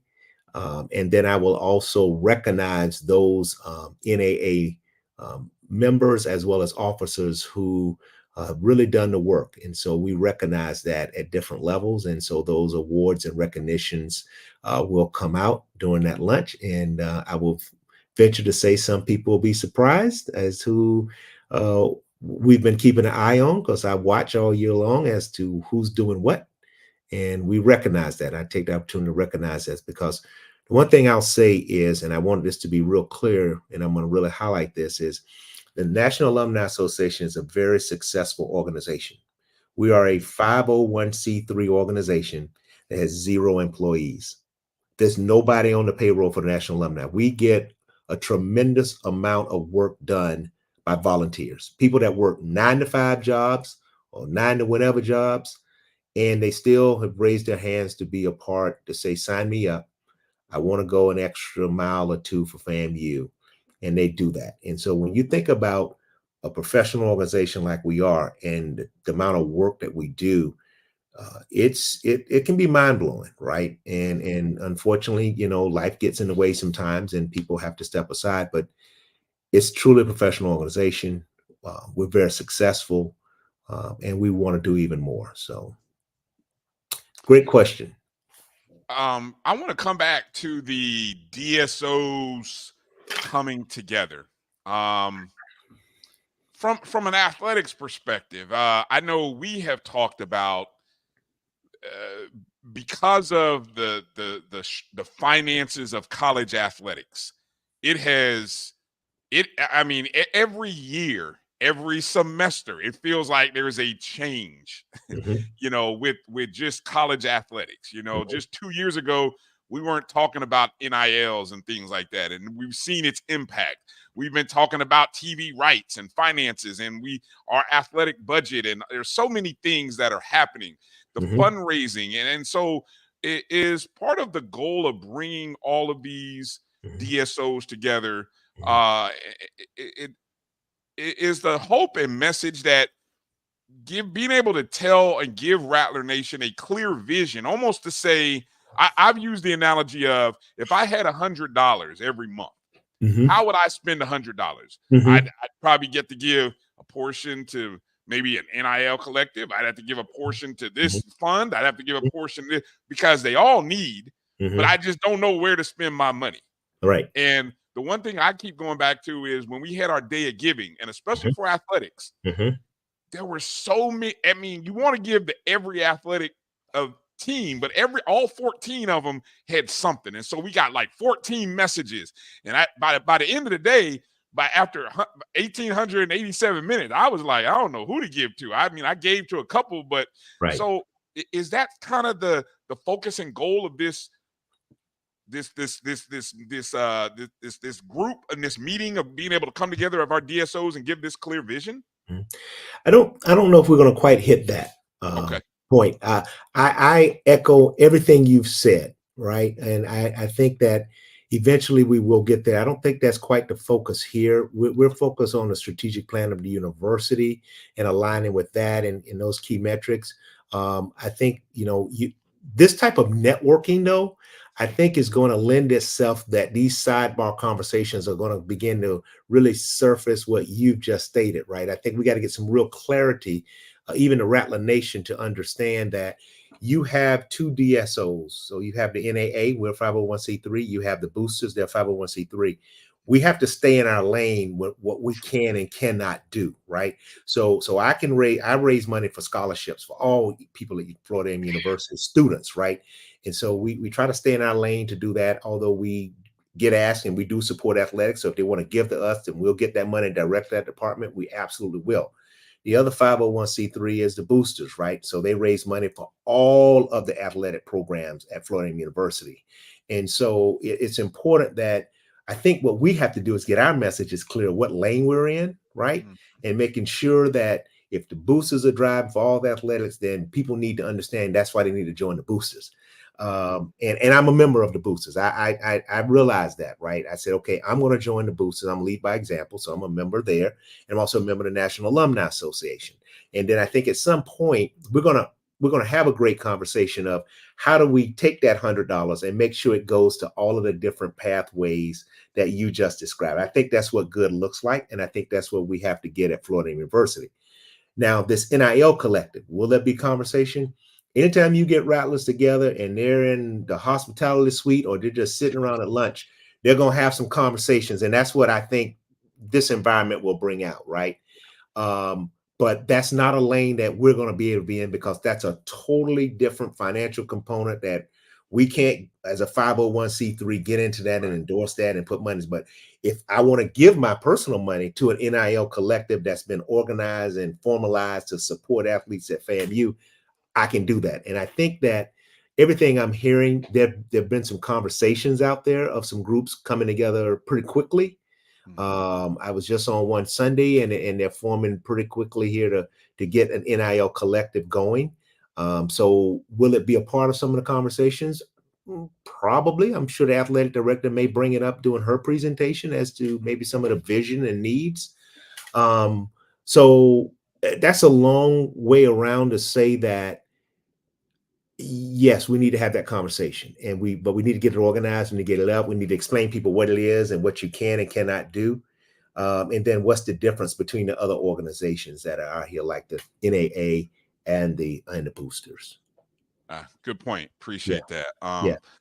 Let me, one of the questions that came up from Jimmy Mack in the chats asking about the plan for the funds that were raised to supplement coaches' salaries back at the beginning of the year. Has that been formally finalized? What any updates you want to provide? Sure. So thank you, Jimmy, for the question. He's only about 8-9 miles from my house, so I'm gonna go down there and ring his doorbell at midnight just to ask me this question. But anyway, yeah. So as we fulfilled our commitment, remember we were raising $25,000 for 3 years for the coaches' compensation. So the letter went out to the AD as well as the Coach Cozy that in the new fiscal year starting here July 1, right? The NAA has already funded our $25,000. So that basically lets the coach and the AD know that if you're trying to hire assistants or grad assistants or coaches or have a bonus pool for coaches, whatever it is, when it comes to the football coaches compensation, the NAA stands ready to give you $25,000 towards that, right? And so that was our commitment. And so that will happen each year in succession for 3 years. And so that $75,000 has already been put in that account.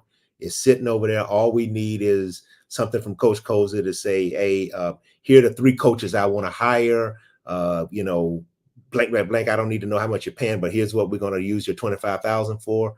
We'll make sure that funding is transferred and that money will go over to the coach. So they've been informed of that. Now, there were some excess monies over and above because we really outperformed. We are still in possession of that money, right? It's about $60-some thousand per se. And so I've tasked my team to have that conversation with Rattler Nation as to, hey, we've got additional funds. Maybe there's some programs. Maybe Coach Cozy comes to us with something that they really need. I'm going to take the pulse of the people that gave that money to give us some feedback as to how you want us to use the money. Because what I told you I was going to use the money for, we've already funded. That part is taken care of. So for 3 years, you can count on $25 each year, $25,000, each year from the NAA to do that. So coaches, bonuses, whatever you need money for, we got that. We did that part. This other money, I need to hear from Rattler Nation, and you're going to hear from us soon after the convention to have that kind of town hall to say, hey, what do you think? You gave money. We're aware of this, we're aware of that. And as long as we get a good sentiment, we will do it the pleasure of that point, particularly those people that gave. So hopefully that answers your question. Appreciate the update. Yeah, you can go down there and knock on Jimmy's I'm gonna knock on Jimmy's door down here. Hey, Hey, man, Kelvin, Marcus, any final questions for Mr. Johnson? I do have a question. Yeah, Kelvin. And I'm trying to phrase it. Okay. So on this show, on O&G StrikeZone, we have difficult conversations. Sure. All the time. And I know in Rattler Nation, there's difficult conversations. There's a lot of leadership that's going to be in the same place at the same time. With the foundation board, your board, the board of trustees, etc. Sure. And with all those people in person for the most part, look like there would be a more than just the networking side. And I know I hear you loud and clear about staying in the lane and so forth. But there's a lot going on with the university, right? Absolutely. We had this donation thing that happened. There's some other things we've been wanting to see a capital campaign. I affiliated specifically capital campaign personally, but some other things that we think would serve the university well, and those discussions don't seem to be happening formally within the structure of our DSOs nor our administration. And I know for me that's a frustration point. Okay. That we have these communications all the time, putting these ideas out there, put them in writing. And there's actually documents out there, and it seems to not get into penetration. Does the NAA have a role, in your opinion, in pushing some of that?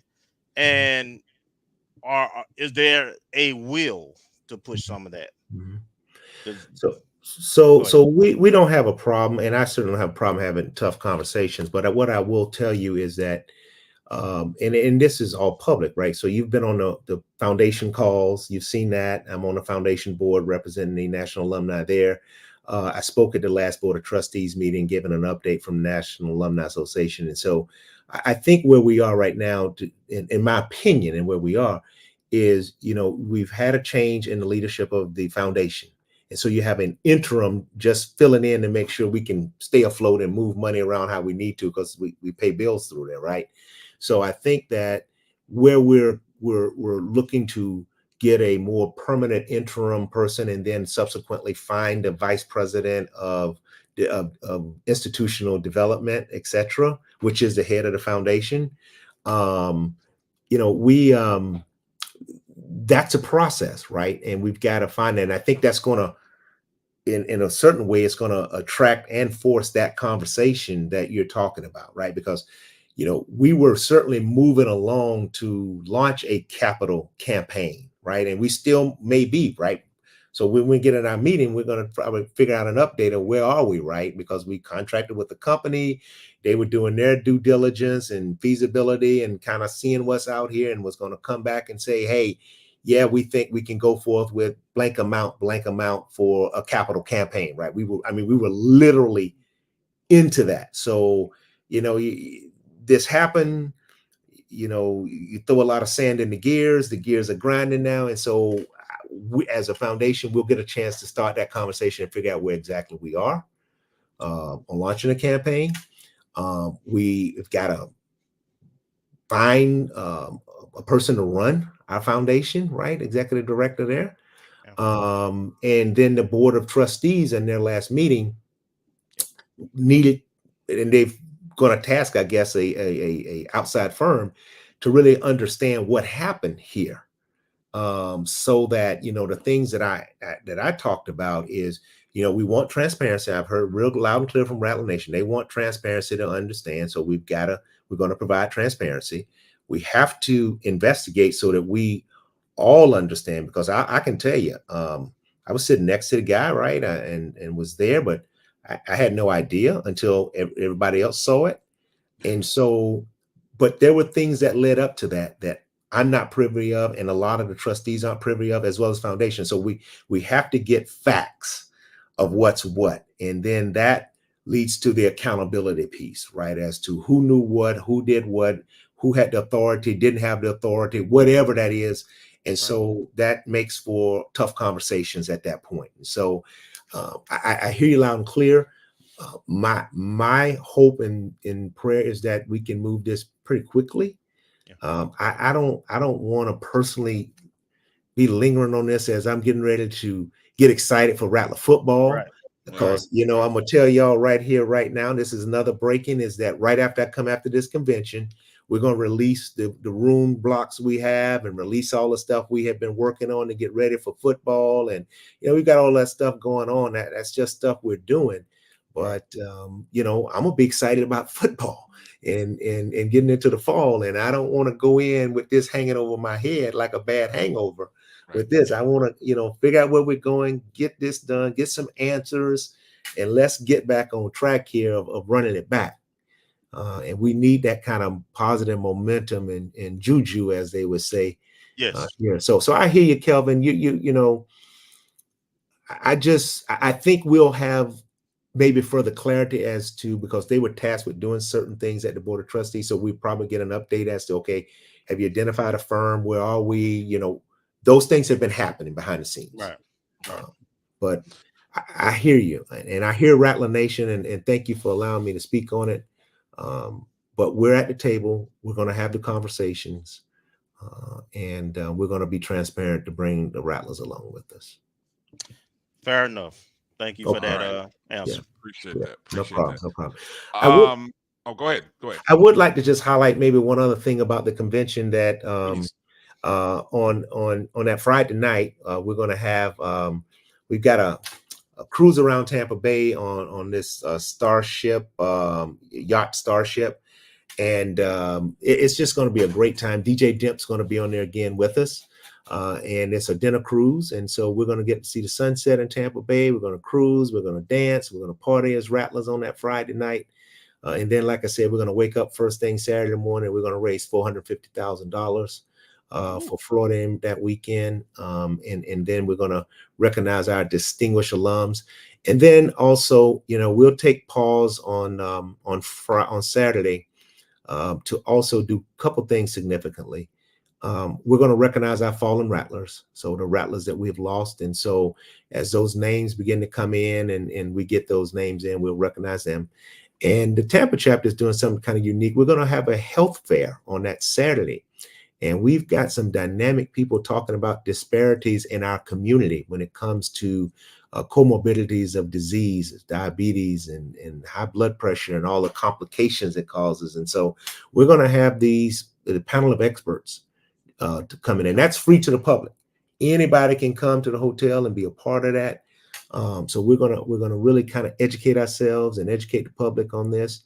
And then, of course, we're going to have all kind of vendors there at the hotel selling all kind of wares and gear and Rattler gear. And so we want to support them, too, because they paid a price to be there. And we want to support them and all the great stuff they're going to be selling. So the convention is we've officially closed the registration. But if you do want to on-site register, we will open that back up. It will be at a higher price, $450. But you can register on-site at the convention, or you can buy an individual ticket for the breakfast, the DAA gala, as well as the fundraising breakfast. So those are 3 tickets that we will be selling individually on-site, so if people want to come and be a part.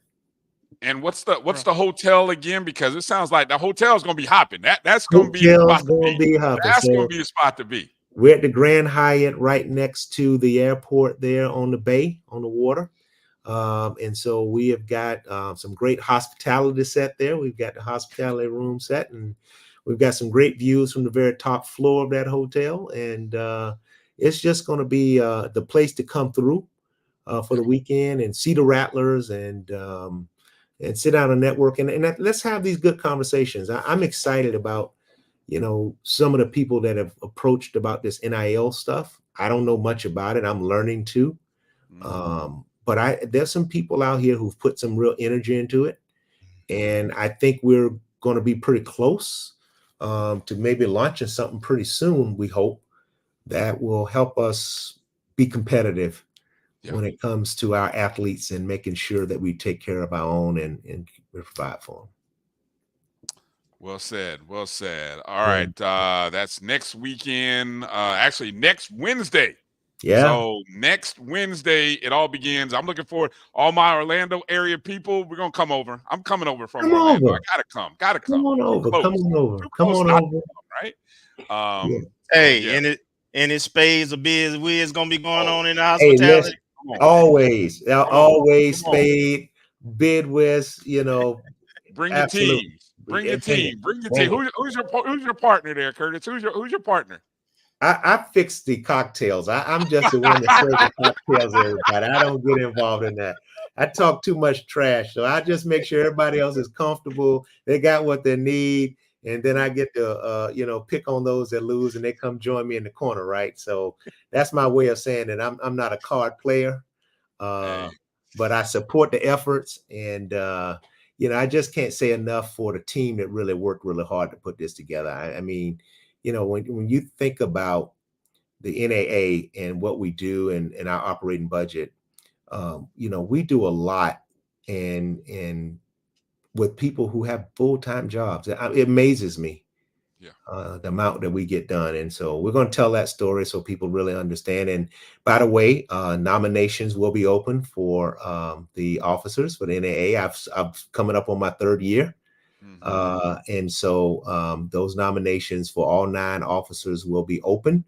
We will take those nominations at this convention, and then you'll see a year of, I guess, campaigning, and then we will vote the next year and vote a new slate of officers in to serve the National Alumni Association.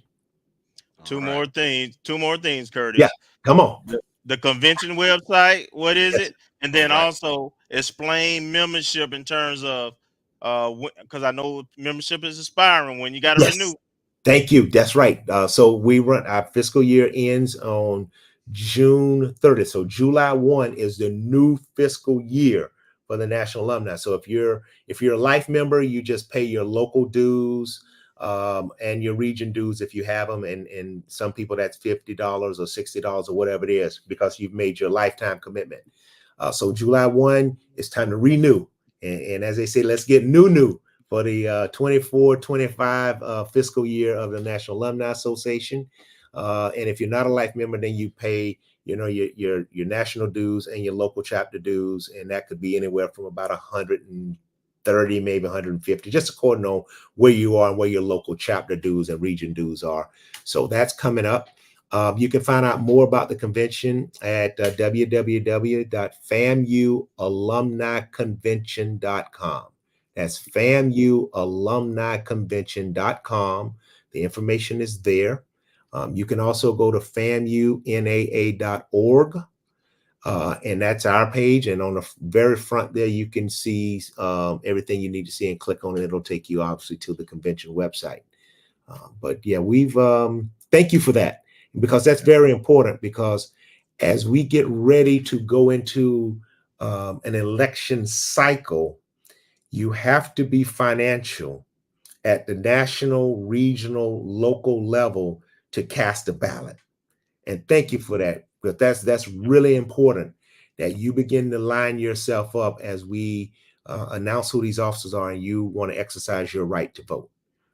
So that's very, very, very important. And you'll hear those nominations come out, and then we will have an election and we will go from there. All right. FAMUAlumniConvention.com. Make sure to check the site out. All the information you need for the National Alumni Convention coming up beginning next Wednesday in Tampa, Florida. Beautiful Tampa, Florida. Beautiful Tampa. As they say, Tampa, right? Tampa is going to be orange and green. We're going to paint the city orange and green. It's just going to be a good time there. We've got transportation to pick people up from the airport. We're going to move them around different spots. They just get there and get on the buses and go where they need to go and just have some good old-fashioned rattle of fun and bring your checkbooks. Right. Jimmy Mack jumped in and said, you better hurry up and become a life member. There's some, what did he say? He believes there might be an increase coming. So you better don't wait. Become a life member now. We talked about it earlier. That's some of the business that we have to do. So that's a bylaw thing that we're looking at increasing. I mean, we've been at this rate for a very long time. And as you know, the cost of things have just gone up, right? And just for us to have a little bit more, we're going to have to increase our price for our life membership. And it's warranted. I mean, I think, and I look at other HBCUs, I know I was talking to somebody from another institution, and they're paying twice as what we're paying right now. And he was like, all I got was a card when I did that. And I'm like, I'm giving you a plaque, I'm giving you a lapel pin and a card. And I'm like, I need a little bit more, because that plaque now is costing me quite a bit of money to produce. So thank you guys, and all the best.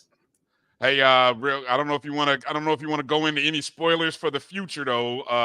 You got to wait till the convention. We make that announcement at the end of the convention. I figured that's what you were gonna say. So there you go, Will. Got to wait till the end of the convention to find out where 2025 will be. Exactly. All right. But I'll be honest with you now. That's one of the bylaw changes, is that I'm actually trying, and if I got a second here, I'm trying to move the convention to every other year.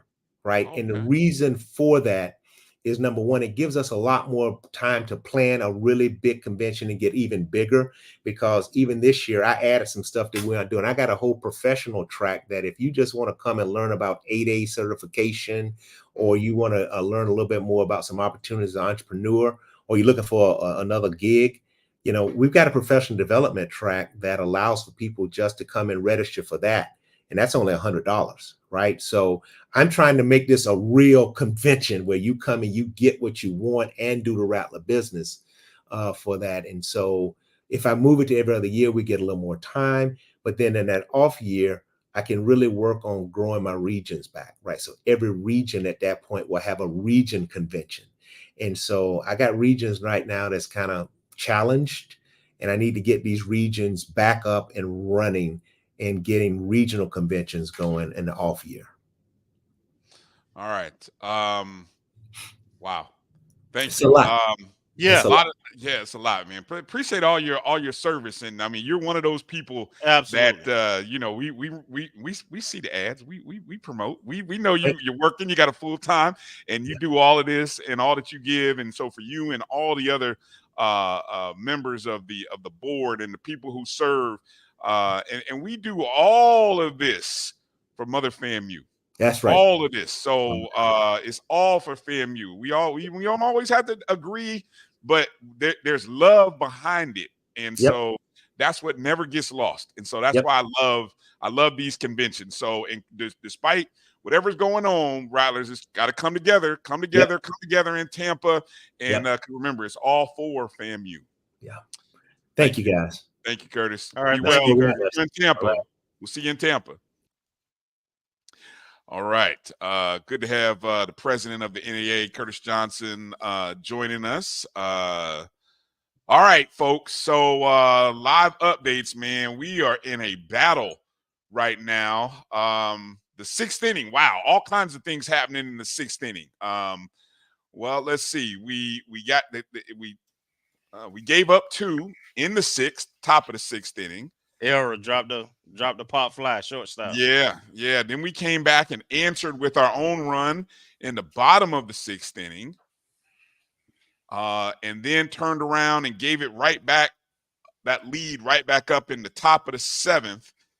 And now we go into the we didn't score in the bottom of the seventh, and now we're in the top of the eighth, score tied up. I'll tell you guys, I mean, I'm not surprised at this. And here's why. The one thing I was worried about, and I think I said this to Drew on Sunday night. If the Southern team that beat the defending national champs, LSU, in their field, if that team shows up, we in for a battle. Because I watched that LSU team beat a Georgia team that's pretty doggone good. So I'm like, okay, Southern, don't sleep on them being a 4 seed in the West. Like, we got a battle. Well, I don't think anybody thought it was going to be a pushover. I mean, we just got to have one more run than the other team. Yeah. Well, Southern is that Southern. Many, I keep hearing from the SWAC veterans. Southern is like the Texas Southern of basketball. Is their tournament, and that's how they go into this thing feeling. They go into this feeling like, yeah, last year we may have let y'all Florida teams get to the championship game, but just know that this thing is ours. And so there's a lot of pride in Southern baseball when it comes to the SWAC tournament. Ain't nobody care about Southern. It's the O&G zone. I know you were all the time, so I had to bother you. I know. Okay. Again, just some of the SWAC awards that came out earlier this week, just a couple of days ago. Caleb Granger, Pitcher of the Year. Of course, Caleb started today. I don't think he's still in. Nope, he is not. No, they replaced him in the 6th. Okay. Coach of the Year, co-coach of the year. Do you guys recall who was Coach Simmons? Was there a co-coach of the year in football? No. Okay. Co-coach of the year makes no sense. So here's my theory about that, right? I think there's only 3 sports where there's divisions: football, softball, baseball. I don't think any other sport has divisions in the SWAC. Are you guys, can you agree? You agree or disagree with me on that? Well, I mean, that may be why they doing volleyball. Volleyball has divisions? I thought they did. I thought it was all one.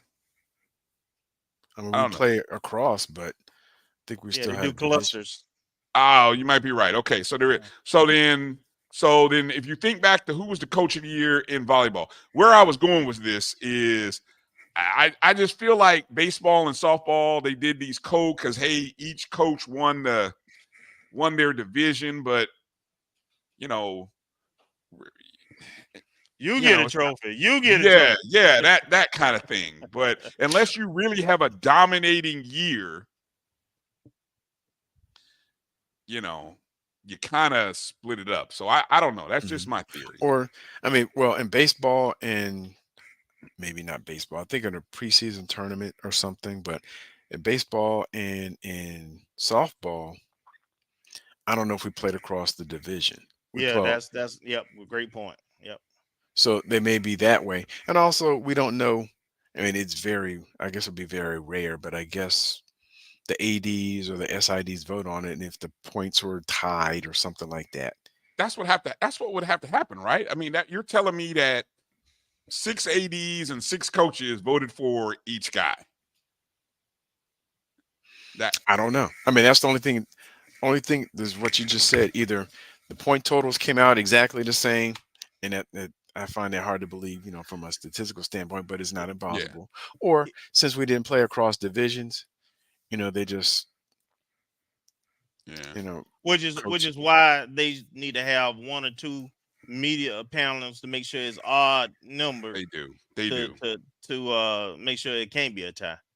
They could add. You're right. I agree. They could add 3 media panelists. That's a good idea. We're gonna keep harping on that. 3 media panelists. There are enough national media people that pay attention to all of the SWAC that I think would be great to have. I'm gonna nominate Dr. Kenyatta Cavill as one of them. Right there, he pays attention to all of the SWAC, and so I think him being one of those media people, and I think there's other people that are out there that cover all of the SWAC that I think could that could help filter through some of this coast stuff. But anyway, so along with that, the first team selections, the outside of Caleb, the only other Rattler who made the first team was Ty Jackson, outfielder. Interesting that Alabama State and Bethune each had 3 people on the first team. But then overall, because when we get to the second team here, we had 4 guys on the second team: Brody Popple, catcher; True Fontenot, second base; Adam Hadermota, and Jean-Michel Bastardo. That put us at a total of 7? 6. Wait a minute. 4. How many? 4, 6. So 6 was the most from any one school. And then, of course, Coach of the Year. So we ended up having the most players receive all conference awards, and in large part to the 4 guys in the second team. So look like somebody just who just struck out there. I think it's Brody Popple. No, it was 21. 21. I think that was a pinch hitter. Oh, okay. Yeah. I'm curious, did any of you guys see? We haven't seen Sebastian Greco. Is he playing hurt today? Oh, he is playing today. Okay. Yeah. I was wondering. Yeah, he's at first base, but yes, he was sick. And held out the last 2 weeks, except for I think senior day. I think he did play. He had a couple of bats at least senior day, but outside of that, yeah, they've been holding him out. Here's a look at the brackets so far. Again, these are 2 separate brackets. So they're 2 4-team brackets. So bracket A, as you can see, Bethune and Jackson State advanced with wins today. The Battle of Texas, a Texas team is going home tomorrow morning. Prairie View or Texas Southern. Again, Texas Southern was the 1 seed. So the winner of Bethune and Jackson State advances to Friday 3 o'clock game, where they will have to play somebody who will have 2 games. Somebody out of the elimination bracket. It'll either be Jackson State, Prairie View, or Texas Southern. So, it could end up being a rematch of one of Bethune's 2 games. So that's the A bracket. The B bracket, as it stands right now, Grambling State, the winner of this FAMU Southern game, is going to play Grambling State tomorrow night. Loser plays Alabama State at noon. Just remember, we played Grambling 3 times this season. 1, 2 of the 3. All 3 games were 1-run games. All 3 of them. So, you know, we may have to. Oh, there we got nice stolen base there. Early. That was early in the season too. Yes, it was. Yeah, it was. And I, since you threw it out there though, I think we're like 11 or 12-1 in the last 2-3 seasons against Grambling. Oh yeah, definitely. I think we've only lost like one or twice in the last 4 years. Yeah. So, yeah. But anyway, so there's your updated bracket. We'll kind of see how things go. And right now we got a runner in scoring position, 1 out, bottom of the 8th inning. Big opportunity here. All right. Other related news and notes that you guys want to mention while we got anything that you want to mention? Just that track is competing. Michael DeRozier finished, I think, 29th in the nation. Yeah, he's over with. He needed to get to the top 24. He needed to be one of the top 24 to advance. Yeah. So the ladies are all that's left who have opportunity to go to get advance past the East Regionals, but that's going on. And if we get to Sunday, if we make it to Sunday baseball, I will be making a special trip. I will be there. Okay. Yeah, I'm looking to drive up on Friday myself. So I got a graduation. I would too, but I got a graduation here away in Valdosta and a birthday party for my youngest. So you got a lot of stuff going on, man. It's a very busy weekend for me. Man, I was trying to pull up the times for the track. If I can pull that story up, because there was a very good detailed story that told you the times of who was running when tomorrow. Okay, here it is. For the ladies. Okay, so Thursday we've got Nia Blocker and Rory Lowe running in the 100. That's at 7:00 Eastern. Caitlin Smith running the 400 hurdles at 8:20 Eastern. Then Nia Blocker comes back again to run the 200 at 8:45. Now, these are all first round heats. So assuming that, let me see, I don't know, you probably got to finish in the top half of the field to get to the quarterfinals, which are Saturday. Also on Saturday, that's when Brianna Brown Marshall will jump the high jump, 2:00 Eastern on Saturday. And so that's also the quarterfinals on Saturday. So again, you got to make it to the top 24.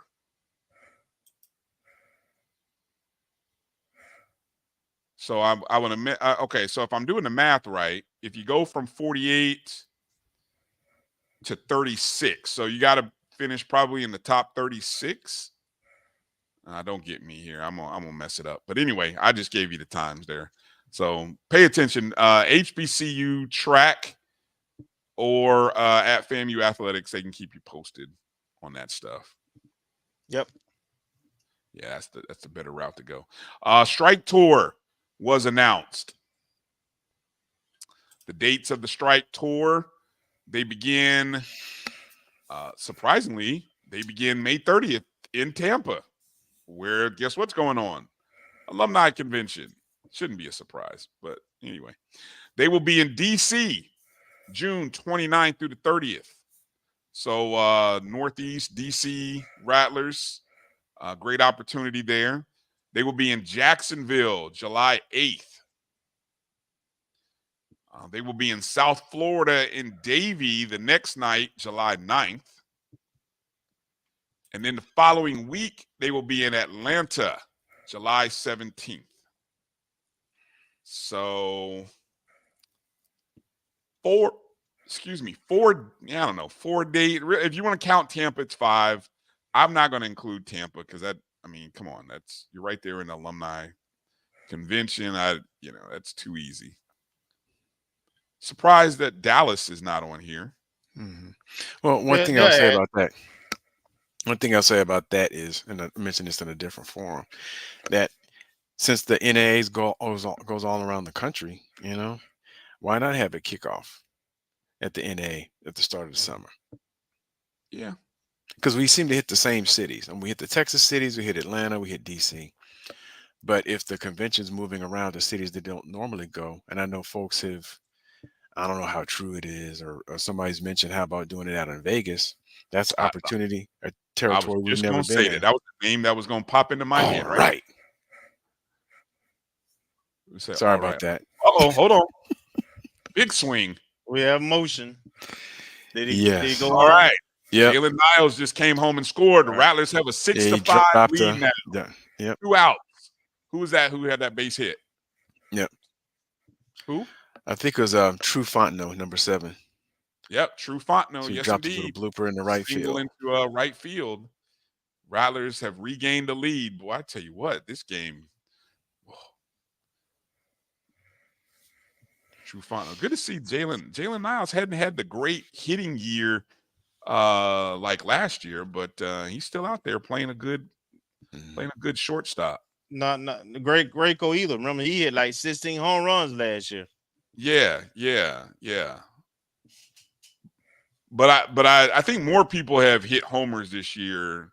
Well, I know we're still second in the conference though in terms of homers. I think we hit 56 total.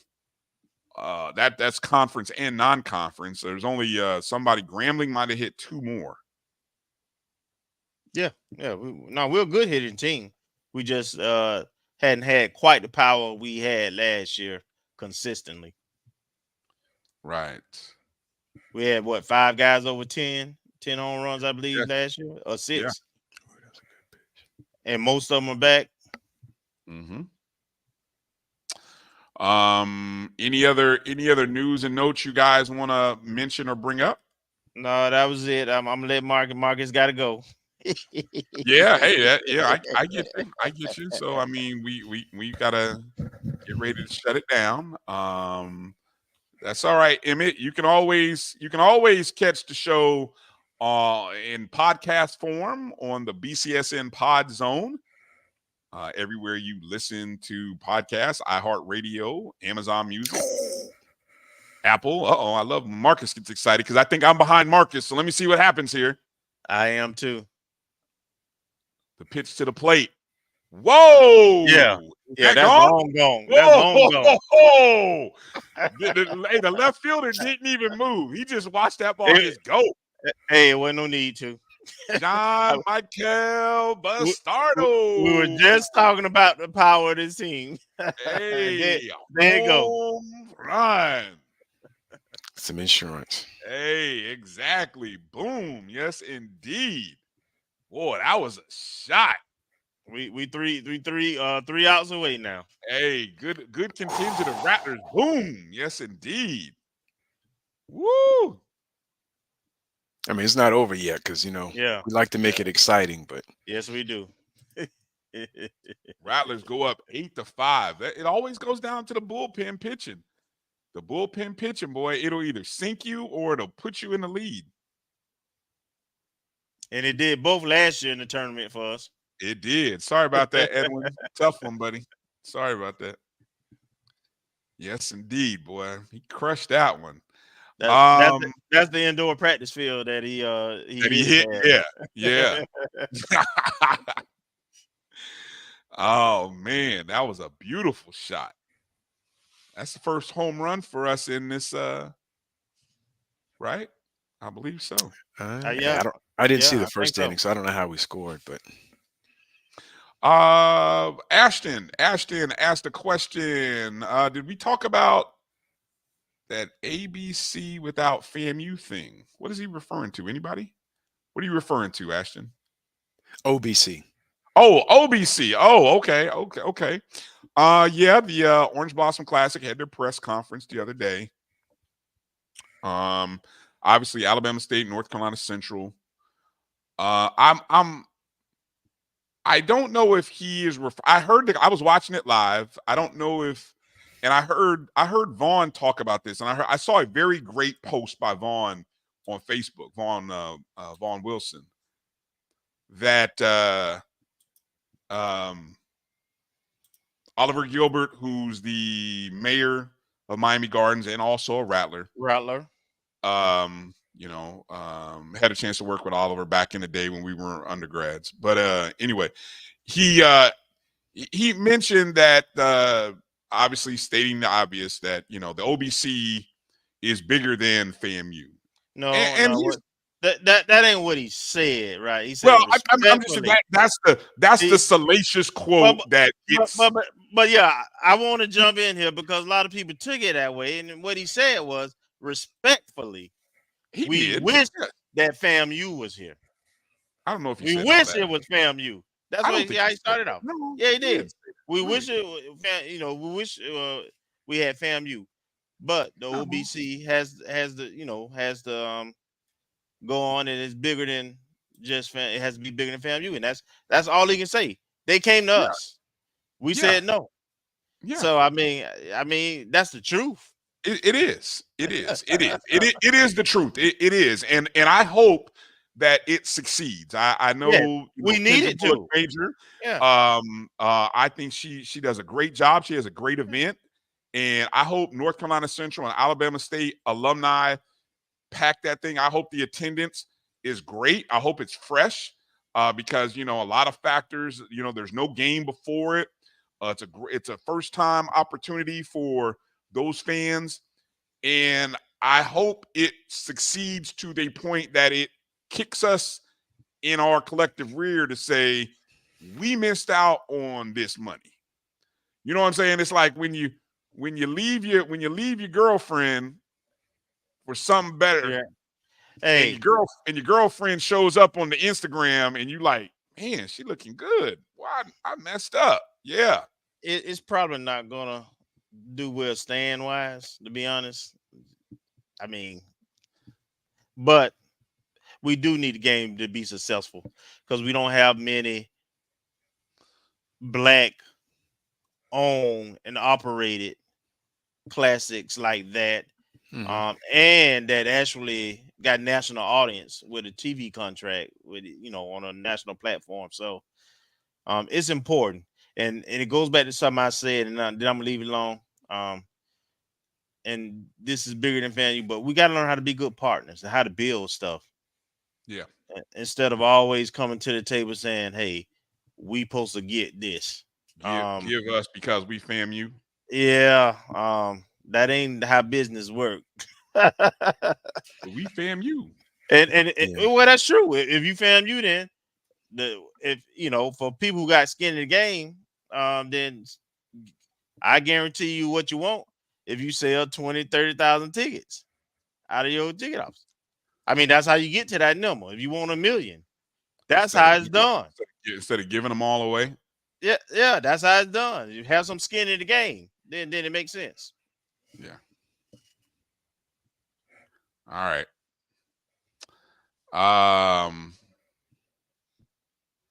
Well. Oh, for Mr. Campbell, I don't know if you saw it, but I saw some WNBA person asking for a weave endorsement or something like that. So I don't know if you saw it. I forgot who it was. I'm just throwing that out there because I saw him pop up. Who are you talking? Has nothing to do with what we're talking about. But I saw a WNBA player asking somebody about a weave or something extension endorsement. And I thought of Mr. Campbell. I couldn't remember his. You thought of I weave? Yeah, I did, but I couldn't remember his his Twitter handle, so I didn't send it, and I don't know if somebody already got to him. Speaking of sponsorships, I will one last thing I did get from the virtual 220 Club luncheon that Vaughn co-hosted, and AD Sykes made an appearance. She mentioned that there have been some updates to the influencer site so that businesses that want to connect with student athletes, I mean, you can now, there are been some updates to the influencer website. That's the Rattler Local Exchange, right? Rattler Local Exchange. Come on now, you know good and well if Caitlin Clark called up and said, it was more. It was more. It's such an implicator, man. I know. Well, funny, that's because his team's down 3 runs, so that's all he can need. That's all he can lean on right now. It's all good, Edwin. But no, the influencer website has been updated. So if you are a business owner, apparently now you can, there's some restrictions that have been fixed, updated, according to AD Sykes earlier this afternoon. You can go to Rattler Local Exchange and register your company, get connected with FAMU athletes. And, great example. Hey, if you have a tire shop and you want somebody to promote tires, yeah, you can do that. And so hopefully those of you Rattlers listening that have businesses can take advantage of that and, and go from there. So that's one way. That's one way how you connect and be a part of this NIL thing. The score is 8-5 right now. FAMU leading 8-5. We're in the top of the 9th inning. 3 outs away. The runner is on second base here. I know, Marcus, you may have to leave, but we're going to stay here until the end of the game and do the watch party with people, unless you got to jet off. I know. And then after the game ends, we're out. We're out. So, but Southern has a runner on second base. On the mound for FAMU is Cody Williams. Cody Williams, a right-hander.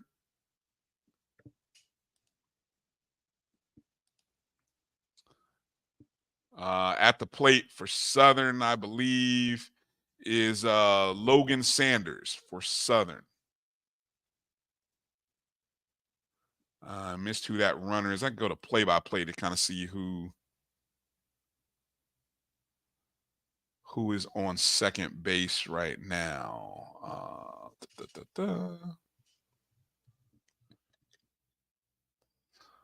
right. I gotta forgot. My stats and my TV are well ahead. So it looks like we got I'm not gonna give away what the pitch count is. Now, if Marcus jumps, that way you know what's happening, because Marcus is ahead of me and Kelvin.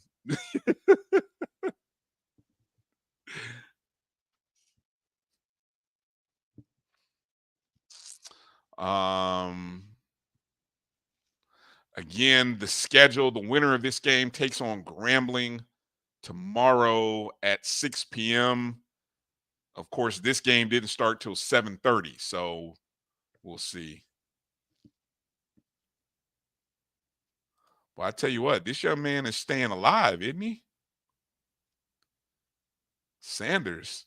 Yeah, he's a cockroach. He won't die.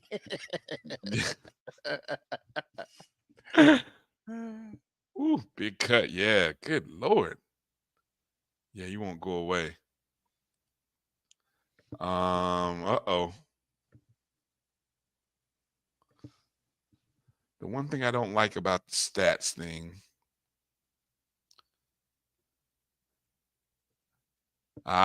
He walked him.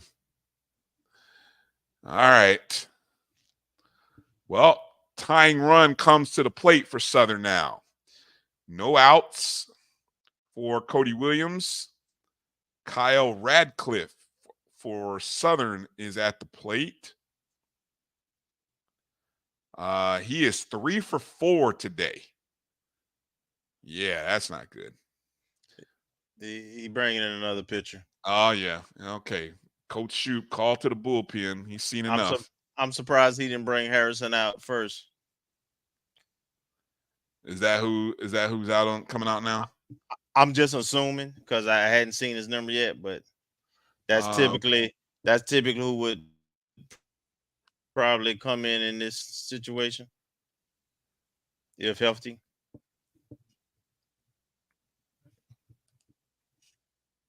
All right. Well, Marcus didn't say bye, but he left. All right.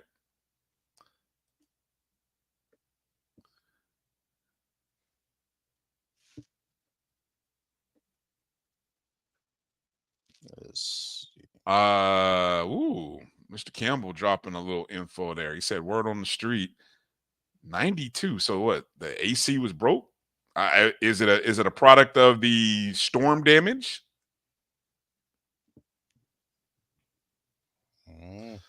Yeah, let's hope. I wonder how much of that is due to the storm damage and things of that nature.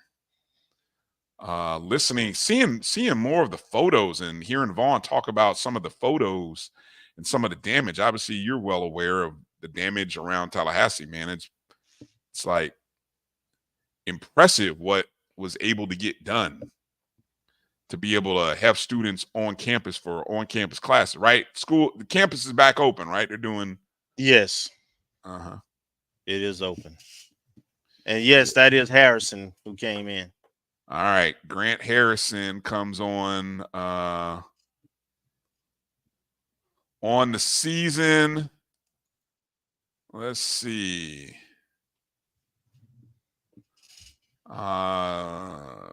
Grant has a 2.49 ERA,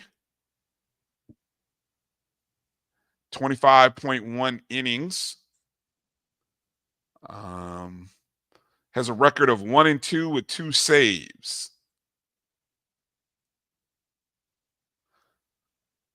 Has thrown 34 strikeouts this season.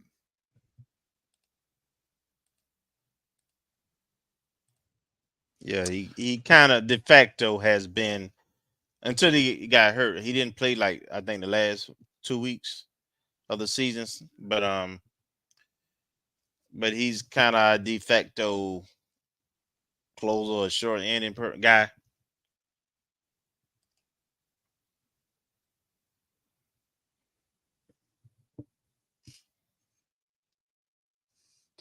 Yeah, I mean, you didn't miss much. Just know there was really one inning that Jackson State just hammered. They just went to batting practice on Texas Southern. Scored 11 runs. I think it was the 7th inning. Yeah. Edwin's asking, you've watched Grant. How is Grant in these kind of situations? Oh, Harrison? Yeah. I mean, he's experienced. He's a gamer. My only concern would be that, like I say, he didn't get a lot of work the last month of the season because he was out with some minor injuries, and I think it was more precautionary. But I'm comfortable with him in there. It's taking him a minute to throw some strikes. Yeah. All right.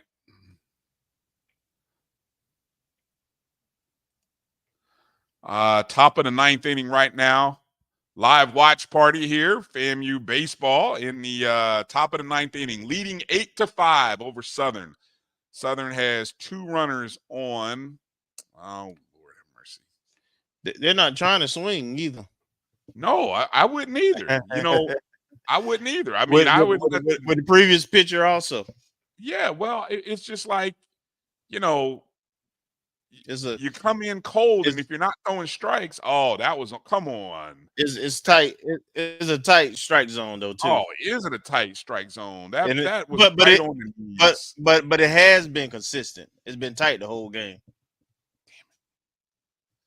All right, don't make me kick you out of here, HBCU Man Talk. I'm going to put you out.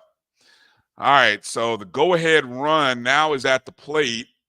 FAMU again leading 8-5. Bases are loaded. No outs, top of the 9th. We just need 3 outs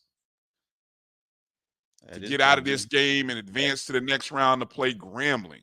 At this point, just give me a double play. That's what you need. Double play. It can go anywhere. And don't have a pass ball or a wild pitch. Please, God.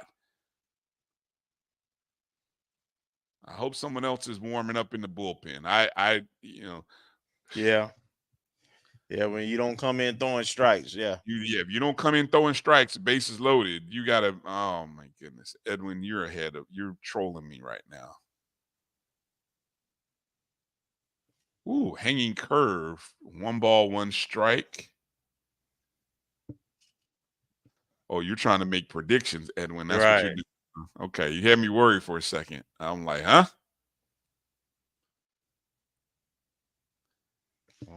Finally. He giving some he loosening up that strike zone. Look like he ready to go home now. It is late. It is late. It's 10:30. They thought you'd be home about an hour ago. Yeah, when I think he's ready to go now. He loosening up that strike zone.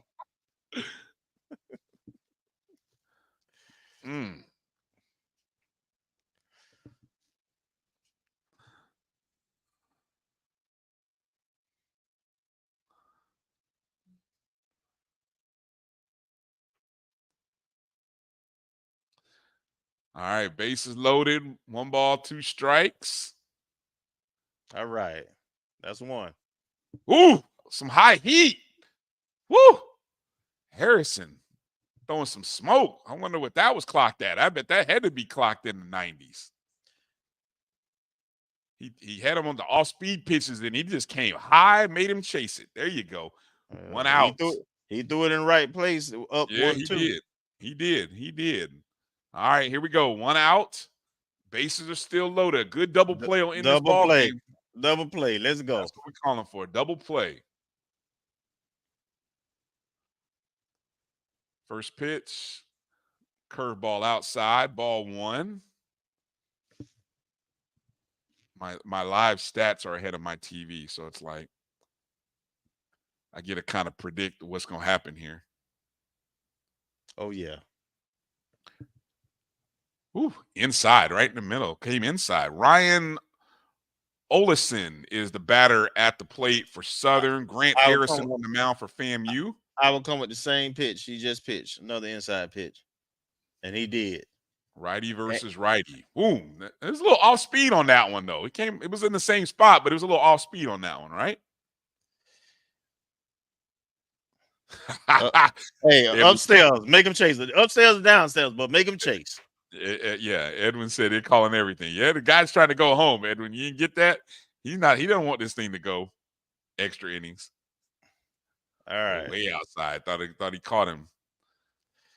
All 2 right, balls, 2 strikes. This could be a money pitch.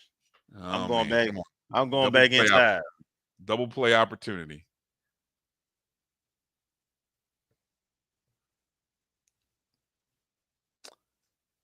Harrison. Damn, he spoiled a good pitch. That was a good pitch. Boy, he did. Woo! Good thing you fouled that one off, boy.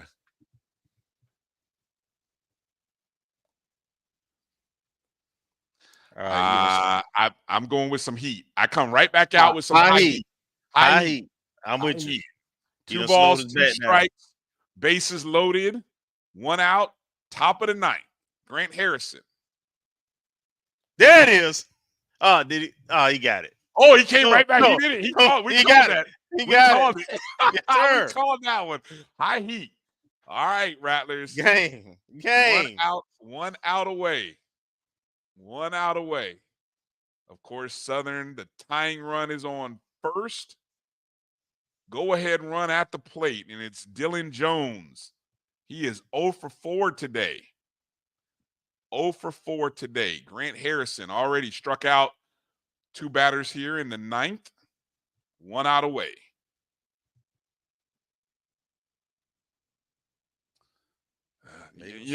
I'm seeing a pattern here. You noticing a pattern here to these right-handed hitters? What, outside? Yeah. He's trying to paint the outside corner. And I'm like, just come in and throw strikes. Jesus Christ. The last thing we need to do is walk a run in. Here's a guy who's 0 for 4. This guy should be getting nothing but strikes. Yeah, but it's bases loaded. Yeah. Well, I know. You played what he's done all year. Edwin, Ricky Weeks is not walking through that door, buddy. I'm sorry. Ricky Weeks is not walking through that door. All right, it's getting tight on him. Come on, Grant. 3-0 count here. Yeah. Woo! Okay. Oh my goodness. Good throw at the knees. Oh my goodness. Now you tell he called that a strike. They called that a walk earlier. So I mean, I'm just like, okay. 3 balls, 1 strike is where we're at, unless you're watching it on live stats. Yes, sir. Another good pitch. There you go. He ain't trying to swing. Give him one more. I don't think he's gonna move the bat. What's worked for you the last two outs? High heat. No, I go. That's what he's coming with. 3 balls, 2 strikes. High heat. Right back at him. This dude ain't trying to swing though. There you go. That's the pitch I wanted right there. Oh, got him chasing. Got him chasing with some all-speed action. That was a curveball.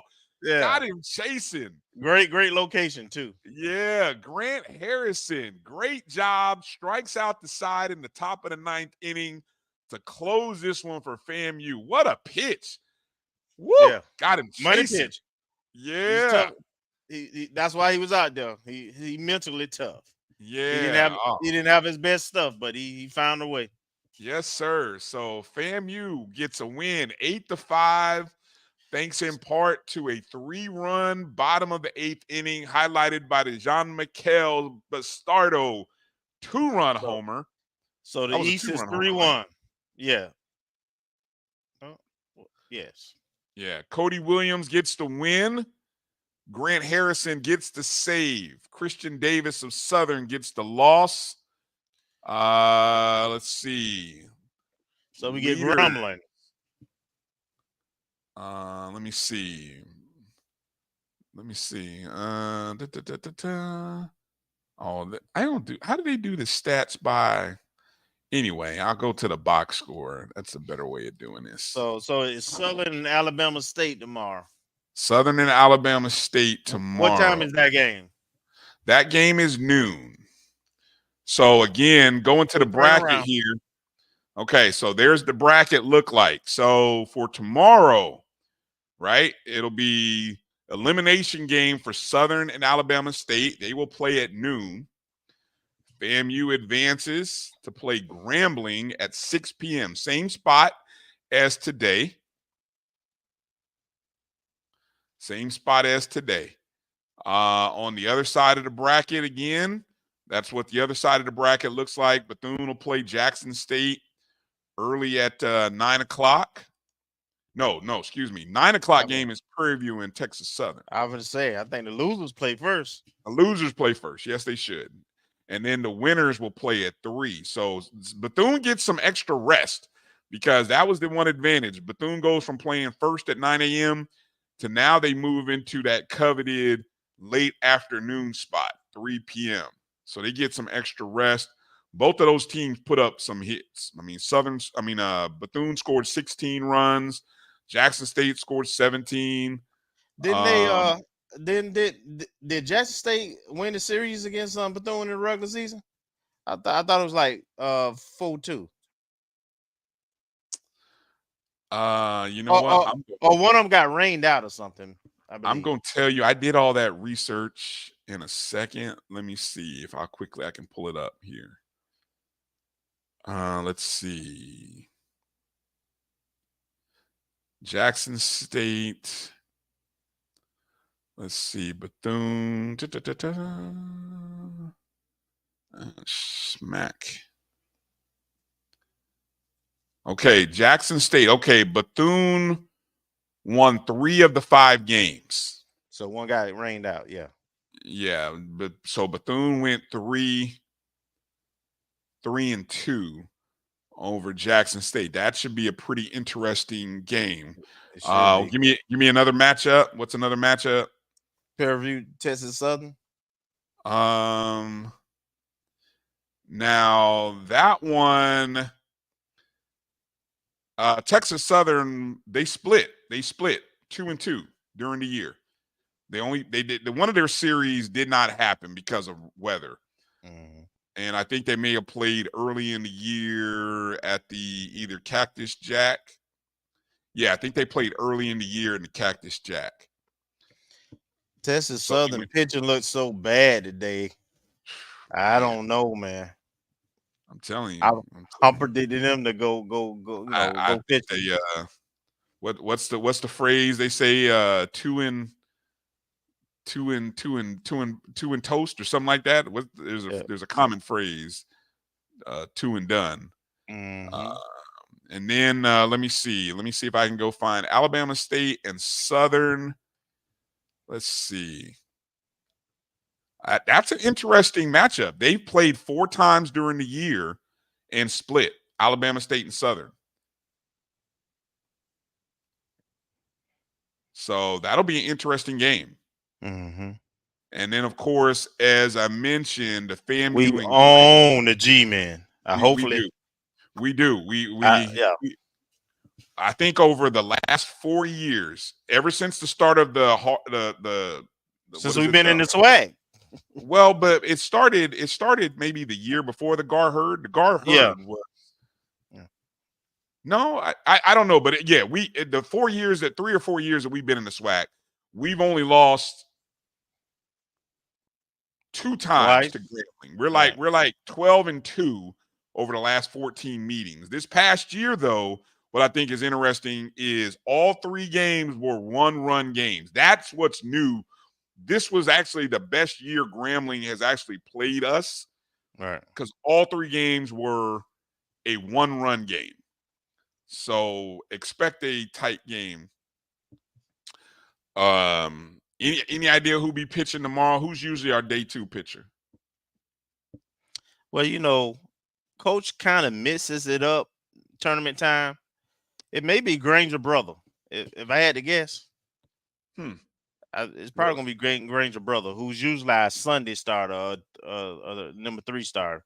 I think he's gonna save the number 2. Potentially save him for. And Friday. there's not much. And there's not much difference between the 2, to be honest. Okay. All right. Final stats. FAMU scored 8 runs on 13 hits, 7 RBIs. Got on base 3 times on walks. They struck out 6 times. We left 8 runners on base. Had 3 stolen bases. True Fontenot was 4 for 5, 2 RBIs, 2 runs scored. Bastardo, of course, he was 2 for 5, 2 RBIs, 2 runs scored. Of course, the big 2-run homer. Ty Jackson was 2 for 3. He got on base with 2 walks. He scored twice. That's why Ty is one of the best in the SWAC. Brady Popple, he was 2 for 5 with 1 RBI. Sebastian Greco got a hit, 1 for 3. Joseph Perini in the DH got a hit, 1 for 4. And Jalen Niles got a hit at shortstop, 1 for 4 as well.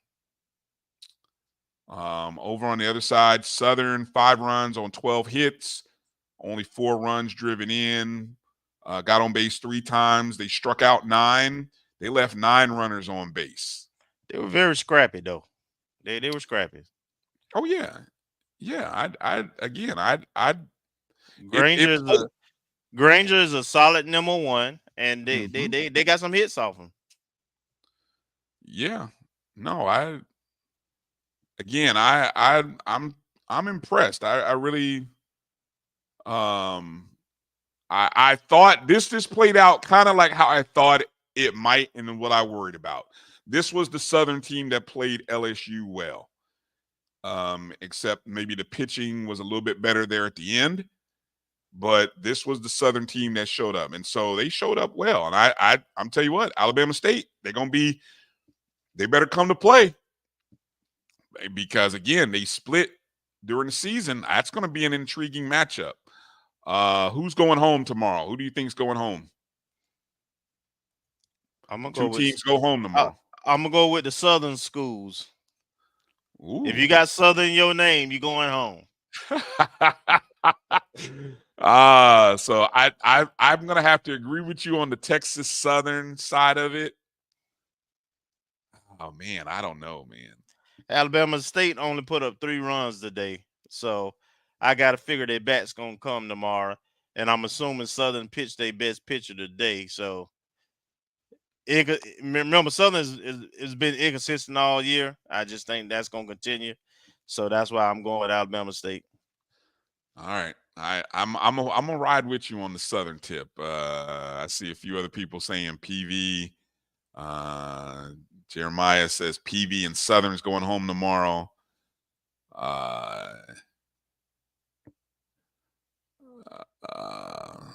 Emmett says Texas Southern. Jeremiah says PV for sure. I don't know, man. I'm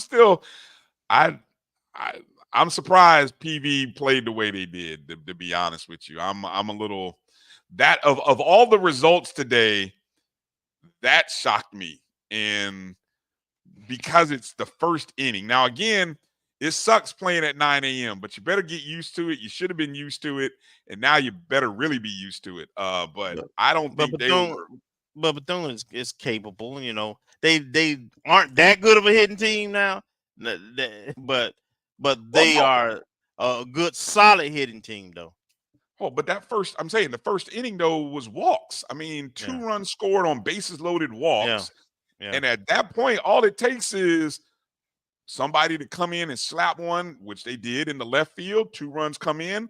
Then the next guy just rocked it. And it was like, okay, bases are clear. You're down 7-0. And it's like, good luck.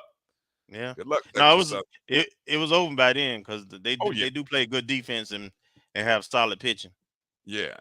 So I'm gonna say the PV result shocked me the most. I'm right there with you. And I don't think that was typical of PV, but again, if in order to get out of that bracket, they're gonna have to. You got to come see the East. I mean, that's not a big secret. 3 of the 4 wins today belong to the East. So we'll see. We'll see. We'll see again. There's your matchup again. Looking forward to it. We got an East matchup in the 3 o'clock afternoon game. That's gonna be a good one. And then the Alabama State Southern game is going to be a good one, I think. And so will the Grambling FAMU game. That's going to be a good game, too. So another good day of SWAC baseball coming up. It depends on our bats. Yeah. All right. Well, that's going to do it for tonight. Appreciate everybody watching. And thank you again to Coach Mike Rice. Thank you to Curtis Johnson for joining us. Again, let me put up the infographic again. Rattler Athletic Fund, $24 is the amount. Matter of fact, I'm gonna go give my donation now. $24, 20 representing the 24 years that it's been since FAMU Golf won a national championship. So if you would, Rattlers, if you're watching us, wherever you're watching us on Instagram Live, on X, Facebook, YouTube, go give to the Rattler Athletic Fund and go give to that men's golf account. And just type in the note, congratulations on the national title. And let's help this program continue to grow, continue to recruit champions, and, keep doing what they're doing. We got some great coach. I can't wait. I'll tell you what I'm looking forward to, Kelvin. I mean, I am really looking forward to doing the summary of all of our coaches of the years, our players of the year. I'm telling you, the O&G awards are going to be tough as heck this year. Gonna be tight. And we're not doing that coach stuff either. We ain't doing the I mean, we love all our coaches and student athletes, but it's gonna be fun to kind of decisions. Yeah. All right. Just as a reminder, tomorrow on the Black College Sports Network, the Dr. Cavill's Inside the HBCU Sports Lab will be live, I believe, from Atlanta. I don't know if I'll be on the show. I may be on that. I have to produce that tomorrow. So, no. Ooh, you know what? I got high school graduation tomorrow. Ooh. Oh, I got to figure that out. Okay, that's going to be a problem. Drew is going to be producing. AD Drew will be in the house. I have high school graduation at 6:30. I don't think I'm going to make it. I got to say bye to my seniors and go from there. But I'm going to be watching the commencement ceremony, and I'll be like this. if it starts on time. If it starts on time. Has the West what has the West won? Maybe men's basketball and soccer, maybe. Oh, you mean in terms of championship? Yeah, for SWAC championship. Oh, it ain't much. I don't think it's anything. I don't think it's anything. That's a great question. What has the West won?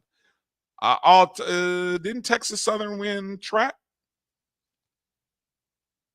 Prairie View run track? I don't know. Alabama on the women's side, Alabama State and FAMU was 1 and 2. And then Jackson State won some stuff. Jackson State won basketball. Yeah. Real and, quick, can somebody think of what has the West won? Has the West won a championship? Men's basketball, men's basketball, maybe. Grambling. Yes, that's it. Grambling. Yep. Thank you. Grambling. Okay, Grambling won men's basketball. Thank you. That's it. Why you gotta be so mean? Why you gonna wish that on a brother? I mean, I already was without power for a whole 5 days. Right. That's cold, Eb. I thought we was better than that, brother. We all we got. CMB. That's a story. That's a story for somebody. The East domination of the SWAC between the 4 schools, FAMU, Alabama State, Jackson State. Take that back. 3 schools. I'm sorry, Bethune. Yeah. I can't count y'all again. I ain't won nothing yet. Yeah. 3 schools have dominated the SWAC. Yeah. Damn. Yep. Woo. That is a story for you. That is. Hey, that's a good. Hey, don't get Dr. Cavill started. I know. He's gonna be hot. He's gonna tell Doc's gonna be. I know. I'm gonna get the text. Bryan, just last year the West. I just. All right. He's gonna get all educated on us. Yeah, he's gonna break down the history of how the Western Division has dominated the SWAC for decades, dating back to Grambling and Southern in the 70s and 80s. I got it. It's coming. We're gonna enjoy our little bit of shine while we got it. It's all love, Doc. All right. Well, folks, we want to appreciate and thank everybody for watching and tuning into the show. Hit the thumbs up and the like button wherever you are. Do me a favor, share the show with some family. Whether you choose to donate to the show or whatever you choose to do, we want you to share the show, share the stream, share the feed, and help us to continue to grow. Make sure you're following us on all your social media platforms, Facebook page, Instagram, X, YouTube. We appreciate you. For Marcus Green, who had to check out a bit early, and for my guy Kelvin Rozier, I'm Bryan Fulford. If Kelvin's going to Atlanta, I may be going to Atlanta. You may see us in Atlanta. So Rattlers in the ATL, you guys be strong, and let's be louder tomorrow when we take on Grambling. And let's get those fangs up. Strike again, strike harder. Let's take down the G-Men tomorrow. All right. Congratulations on the win, FAMU baseball. 8-5 winners over Southern University. And we're moving on up. All right. That's it. We're out. Peace out, Rattlers.